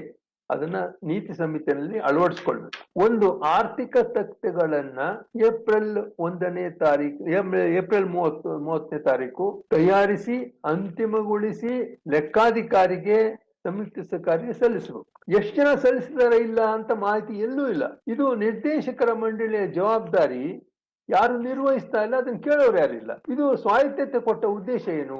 ಅದಕ್ಕಾಗಿ ನೀವು ಈ ಬಗ್ಗೆ ವಿಮರ್ಶೆ ಮಾಡಿ. ಮತ್ತೆ ನಿರ್ದೇಶಕರ ಮಂಡಳಿಗೆ ಕಾಯ್ದೆನಲ್ಲಿಯೇ ಸ್ಪಷ್ಟವಾಗಿ ನಾವು ತಿಳಿಸಿದ ಉದ್ದೇಶ ಏನು ಅಂದ್ರೆ, ನಿಮ್ಮ ಆರ್ಥಿಕ ತತ್ವಗಳಾಗ್ಲಿ, ಆಡಿಟ್ ವರದಿ ಆಗ್ಲಿ, ಅನುಪಾಲನಾ ವರದಿ ಆಗ್ಲಿ, ಮಹಾಸಭೆ ನಡೆಸಿದ ದಿನಾಂಕ ಆಗ್ಲಿ, ಆಯವ್ಯಯವನ್ನು ಒಪ್ಪಿಗೆ ಮಾಡಿದ ದಿನಾಂಕ ಆಗ್ಲಿ, ಇವುಗಳನ್ನ ನಿಬಂಧಕರಿಗೆ ಸಂಯುಕ್ತ ಸಹಕಾರಿಗೆ ಇಂತಿಷ್ಟು ದಿನದಂದು ಸಲ್ಲಿಸಲೇಬೇಕೆಂದು ಷರತ್ತು ಕಾಯ್ದೆಯಲ್ಲಿ ಸೇರಿಸಿದೆ. ಎಷ್ಟು ಜನ ಸಲ್ಲಿಸಿದ್ದಾರೆ ಸಂಯುಕ್ತ ಸಹಕಾರಿಗೂ ಗೊತ್ತಿಲ್ಲ, ನಿಬಂಧಕರಿಗೂ ಗೊತ್ತಿಲ್ಲ. ನಿಬಂಧಕರ ಕಚೇರಿ ಸಾರ್ವಜನಿಕ ಕಚೇರಿ ಆಗಿದ್ರಿಂದ ಅಲ್ಲಿ ಕ್ರೋಢೀಕರಣ ಮಾಡೋದು ಕಷ್ಟ ಆಗ್ಬೋದು. ಆದ್ರೆ ಸಂಯುಕ್ತ ಸಹಕಾರಿನಲ್ಲಿ ಪೂರ್ಣ ಮಾಹಿತಿ ಲಭ್ಯವಾಗಿಲ್ಲ.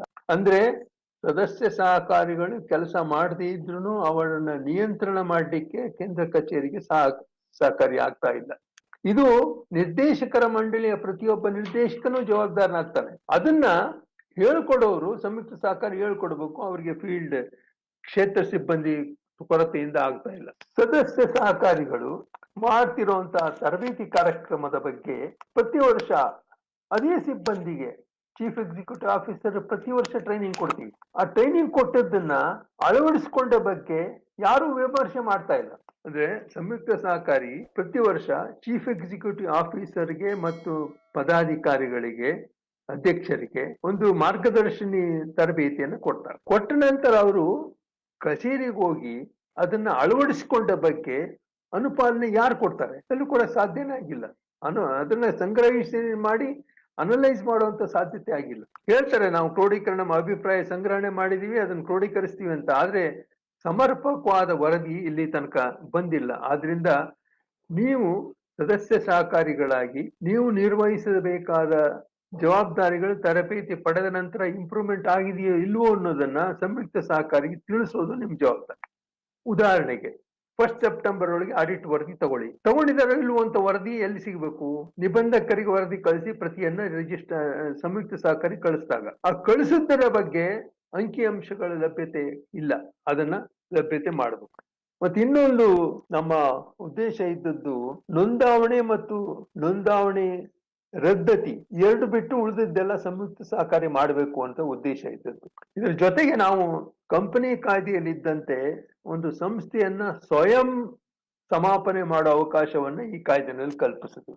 ಅಷ್ಟು ದೊಡ್ಡ ಸಂಖ್ಯೆಯಲ್ಲಿ ಇನ್ನೂ ಬಂದಿಲ್ಲ, ಯಾಕೆಂದ್ರೆ ಪ್ರಾರಂಭಿಕ ಅಂತ 20 ವರ್ಷ ಅಷ್ಟೇ ಆಗಿದೆ. ಆದ್ರಿಂದ ಸಮಾಪನೆಗೆ ಹೋಗುವಂತ ಸಂಸ್ಥೆಗಳು ಕಡಿಮೆ ಇರಬಹುದು. ಆದ್ರೆ ಸ್ವಯಂ ಸಮಾಪನೆ ಮಾಡಿಕೊಳ್ಳುವಂತಹದ್ದು ಸದಸ್ಯರೆಲ್ಲರೂ ಸೇರಿ ನಮಗೆ ಬರಬೇಕಾದ ಸವಲತ್ತುಗಳೆಲ್ಲ ಬಂದಿದೆ, ಆದ್ರಿಂದ ನಮಗೆ ಈ ಸಂಸ್ಥೆಯ ಅವಶ್ಯಕತೆ ಇಲ್ಲ ಅಂತ ತೀರ್ಮಾನ ಮಾಡಿದಾಗ ಆ ಸಂಸ್ಥೆಯನ್ನ ನೋಂದಣಿ ರದ್ದತಿ ಮಾಡ್ಲಿಕ್ಕೆ ಅವಕಾಶ ಕಲ್ಪಿಸಿದ್ದು ನಮ್ಮ ಈ ಕಾಯ್ದೆ. ಹಳೆ ಕಾಯ್ದೆನಲ್ಲಿ ಇಲ್ಲ ಸ್ವಯಂ ನಿವೃತ್ತಿ ಸಮಾಪನೆ. ಇನ್ನೊಂದು ಸೆಕ್ಷನ್ 68 ನಾವು ಬಹಳಷ್ಟು ಓದ್ಕೊಂಡಿಲ್ಲ, ಅದನ್ನ ಪ್ರಯೋಗನೂ ಮಾಡಿಲ್ಲ. ಸಂವಿಧಾನ ತಿದ್ದುಪಡಿಯಲ್ಲಿ ಹೊಸದಾಗಿ 4 ಸೆಕ್ಷನ್ಗಳನ್ನ ಉಪಸೆಕ್ಷನ್ಗಳನ್ನ ಸೇರಿಸಿದೆ. ದಂಡಗಳು, ಶಿಕ್ಷೆಗಳು ಅನ್ನೋ ಕಲಂನ ನಿರ್ದೇಶಕರು ಚೀಫ್ ಎಕ್ಸಿಕ್ಯೂಟಿವ್ ಮಾಡಬೇಕಾದಂತ ಕೆಲಸ ಅಂತ ನಾವು ಕಾಯ್ದೆಯಲ್ಲಿ ಕೊಟ್ಟದ್ದನ್ನ ಮಾಡದೇ ಇದ್ದಾಗ ನಿರ್ದೇಶಕರಾಗಿರ್ಬೋದು ಅಥವಾ ಚೀಫ್ ಎಕ್ಸಿಕ್ಯೂಟಿವ್ ಆಗಿರ್ಬೋದು, ಅವನಿಗೆ ಶಿಕ್ಷಾರ್ಹ ಅಪರಾಧ ಮತ್ತು ದಂಡಗಳನ್ನ ವಿಧಿಸಕ್ಕೆ ಸೆಕ್ಷನ್ 68 ಅವಕಾಶ ಇದ್ರೂ ಇಲ್ಲಿಯವರೆಗೂ ಆ ಅವಕಾಶವನ್ನು ಉಪಯೋಗಿಸ್ಕೊಂಡೇ ಇಲ್ಲ. ಇದು ಈ ಸೆಕ್ಷನ್ ಇರೋದು ಹೆದರಿಸ್ಲಿಕ್ಕಷ್ಟೇ. ಅದನ್ನ ದಂಡ ಹಾಕ್ಲೇಬೇಕು, ಶಿಕ್ಷೆ ಕೊಡಿಸ್ಲೇಬೇಕು ಅನ್ನೋ ಉದ್ದೇಶ ಇಲ್ಲ. ಇದೇ ಅನ್ನೋ ಕಾರಣಕ್ಕಾಗಿ ಚುರುಕಾಗಿ ಕೆಲಸ ಮಾಡ್ತಾರೆ ಅನ್ನೋ ಭಾವನೆಯಿಂದ ಈ ಸೆಕ್ಷನ್ ಈ ಕಲಮನ್ನ ಸೇರಿಸಿ ಈ ಅಧ್ಯಾಯವನ್ನು ಸೇರಿಸ್ಬಿಡ ಮಾಡುತ್ತೆ. ಆದ್ರಿಂದ ಈ ನಿರ್ದೇಶಕರ ಮಂಡಳಿ ಮತ್ತು ಚೀಫ್ ಎಕ್ಸಿಕ್ಯೂಟಿವ್ ಆಫೀಸರ್ ಆದಂತ ಅವರು ಕಾಯ್ದೆಯಲ್ಲಿ ನಿಗದಿಪಡಿಸಿದ ಯಾವುದೇ ಅವಕಾಶವನ್ನ ವೈಲೇಟ್ ಮಾಡಲಾರದೆ ಕಾರ್ಯನಿರ್ವಹಣೆ ಮಾಡಬೇಕು ಅನ್ನೋದೇ ಈ ಕಾಯ್ದೆಯ ಮೂಲ ಉದ್ದೇಶ. ಅದಕ್ಕಾಗಿ ಈ ನನ್ನ ವಿನಂತಿ ಏನು ಅಂದ್ರೆ ಕಾಯ್ದೆಯನ್ನ ಅನುಪಾಲನೆ ಮಾಡಿ. ಮತ್ತು ಕೊನೆಯದಾಗಿ ನೌಕರರಿಗಾಗಿ ಸಂಸ್ಥೆ ಅಲ್ಲ, ಸಂಸ್ಥೆಗಾಗಿ ನೌಕರರು. ಈ ಸಂಸ್ಥೆಯನ್ನ ನೋಂದಾವಣೆ ಮಾಡಿದ ನಂತರ ಸೇರ್ಪಡೆಯಾಗುವವರು ನೌಕರರು.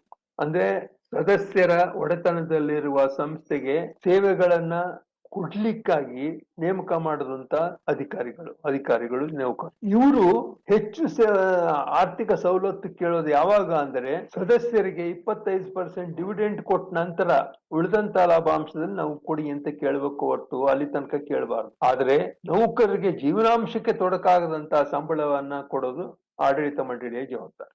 ಇದನ್ನ ತಿಳ್ಕೊಂಡ್ರೆ ಸಾಕು. ಇದಕ್ಕೆ ಪೂರಕವಾಗಿ ನಾನು ಒಂದ್ 2-3 ಅಂದ್ರೆ ಕನೆಕ್ಟೆಡ್ ಬಟ್ ನೇರವಾಗಲ್ಲ. ತಾವು ಕೊಲ್ಹಾಪುರದಲ್ಲಿ ಒಂದು ಸಂಸ್ಥೆ ಇದೆ, ನಾನು ಸೇವೆಯಲ್ಲಿದ್ದಾಗ ಭೇಟಿ ಕೊಟ್ಟಿದ್ದೆ, ಶೇತಕರಿ ಸಹಕಾರಿ ಸಂಘ ಅಂತ. ಅಲ್ಲಿ ನಾನು ಹೋದಾಗ ಚುನಾಯಿತ ಪ್ರತಿನಿಧಿನೇ ಮ್ಯಾನೇಜಿಂಗ್ ಡೈರೆಕ್ಟರ್, ಈಗ ಇಲ್ಲ, ಈಗ ಪೇಯ್ಡ್ ಎಂಪ್ಲಾಯಿ. ಅವರ ಸಂಸ್ಥೆಗೆ 97 ಶಾಖೆಗಳಿತ್ತು ನಾನು ಭೇಟಿ ಕೊಟ್ಟಾಗ.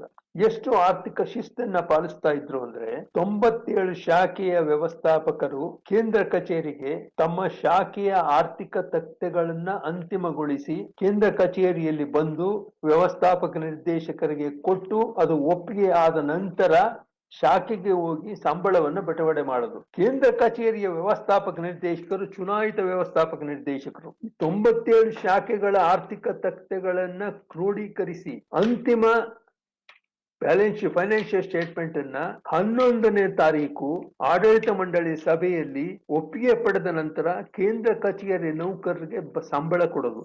ಇದು 1936ರಲ್ಲಿ ರಿಜಿಸ್ಟರ್ ಆದಂತ ಸಂಸ್ಥೆ, ಇಲ್ಲಿವರೆಗೂ ನಡೆಸಿಕೊಂಡು ಬಂತ ಪದ್ಧತಿ. ಇದರ ಜೊತೆಗೆ ಆಡಳಿತ ಮಂಡಳಿಯ ಸಭೆ ತಿಂಗಳ 11ನೇ ತಾರೀಕು 11 ಗಂಟೆ ಕರೀತಾರೆ. ಸಾಮಾನ್ಯ ಸಭೆ ವರ್ಷದ 11ನೇ ತಿಂಗಳು 11ನೇ ತಾರೀಕು 11 ಗಂಟೆ ಕರೀತಾರೆ. ಇದು ಪ್ರತಿ ವರ್ಷ ನಡೆದುಕೊಂಡು ಬಂದ ನೀತಿ. ಒಂದು ವರ್ಷದಲ್ಲಿ ಆ ಸಂಘದ ಅಧ್ಯಕ್ಷರು ಮರಣ ಹೊಂದಿದ್ರು ಜನರಲ್ ಬಾಡಿನ ಔಟ್ ಮಾಡಿದ್ರು. ಇದು ಶಿಸ್ತು. ಮತ್ತು ನೌಕರರಿಗೂ ಆಡಳಿತ ಮಂಡಳಿಗೂ ಇರೋ ಸಂಬಂಧ ಆರ್ಥಿಕ ತಥ್ಯಗಳು. ಸಂಯೋಜನೆ ಚೆನ್ನಾಗಿದ್ರೆ ಸಂಸ್ಥೆ ಚೆನ್ನಾಗಿ ನಡ್ಕೊಳ್ಳುತ್ತೆ. ಅದರಲ್ಲಿ ಆ ಸಂಸ್ಥೆ ಎಂತ ವಸ್ತುಗಳನ್ನ ನಿರ್ವಹಿಸ್ತಿತ್ತು ಅಂದ್ರೆ ರೈತನಿಗೆ ಬೇಕಾದ ಒಂದು ಗುಂಡು ಪಿನ್ನಿನಿಂದ ಹಿಡಿದು ಟ್ರ್ಯಾಕ್ಟರ್ ತನಕನೂ ಮಾರಾಟ ಮಾಡುವ ಸಂಸ್ಥೆ. ಆ ಸಂಸ್ಥೆ ಈಗ ಕೆಲಸ ಮಾಡ್ತಾ ಇರ್ಬೇಕು, ನನ್ಗೆ ಗೊತ್ತಿಲ್ಲ, ನಾನು ನಿವೃತ್ತಿಯಾಗಿ 22 ವರ್ಷಗಳಾಯ್ತು, ಅದಕ್ಕಿಂತ ಹಿಂದಿನ ಸಮಾಚಾರ ಇದು. ಆದ್ರೆ ಯಾವ ವಸ್ತು ಇಲ್ಲ ಅಂತ ಹೇಳುವಂತ, ಅದು ರೈತರು ಬೆಳೆದಂತ ವಸ್ತುಗಳನ್ನ ಖರೀದಿ ಮಾಡ್ತಾರೆ, ರೈತರಿಗೆ ಬೇಕಾದ ವಸ್ತುಗಳನ್ನ ಮಾರಾಟ ಮಾಡ್ತಾರೆ.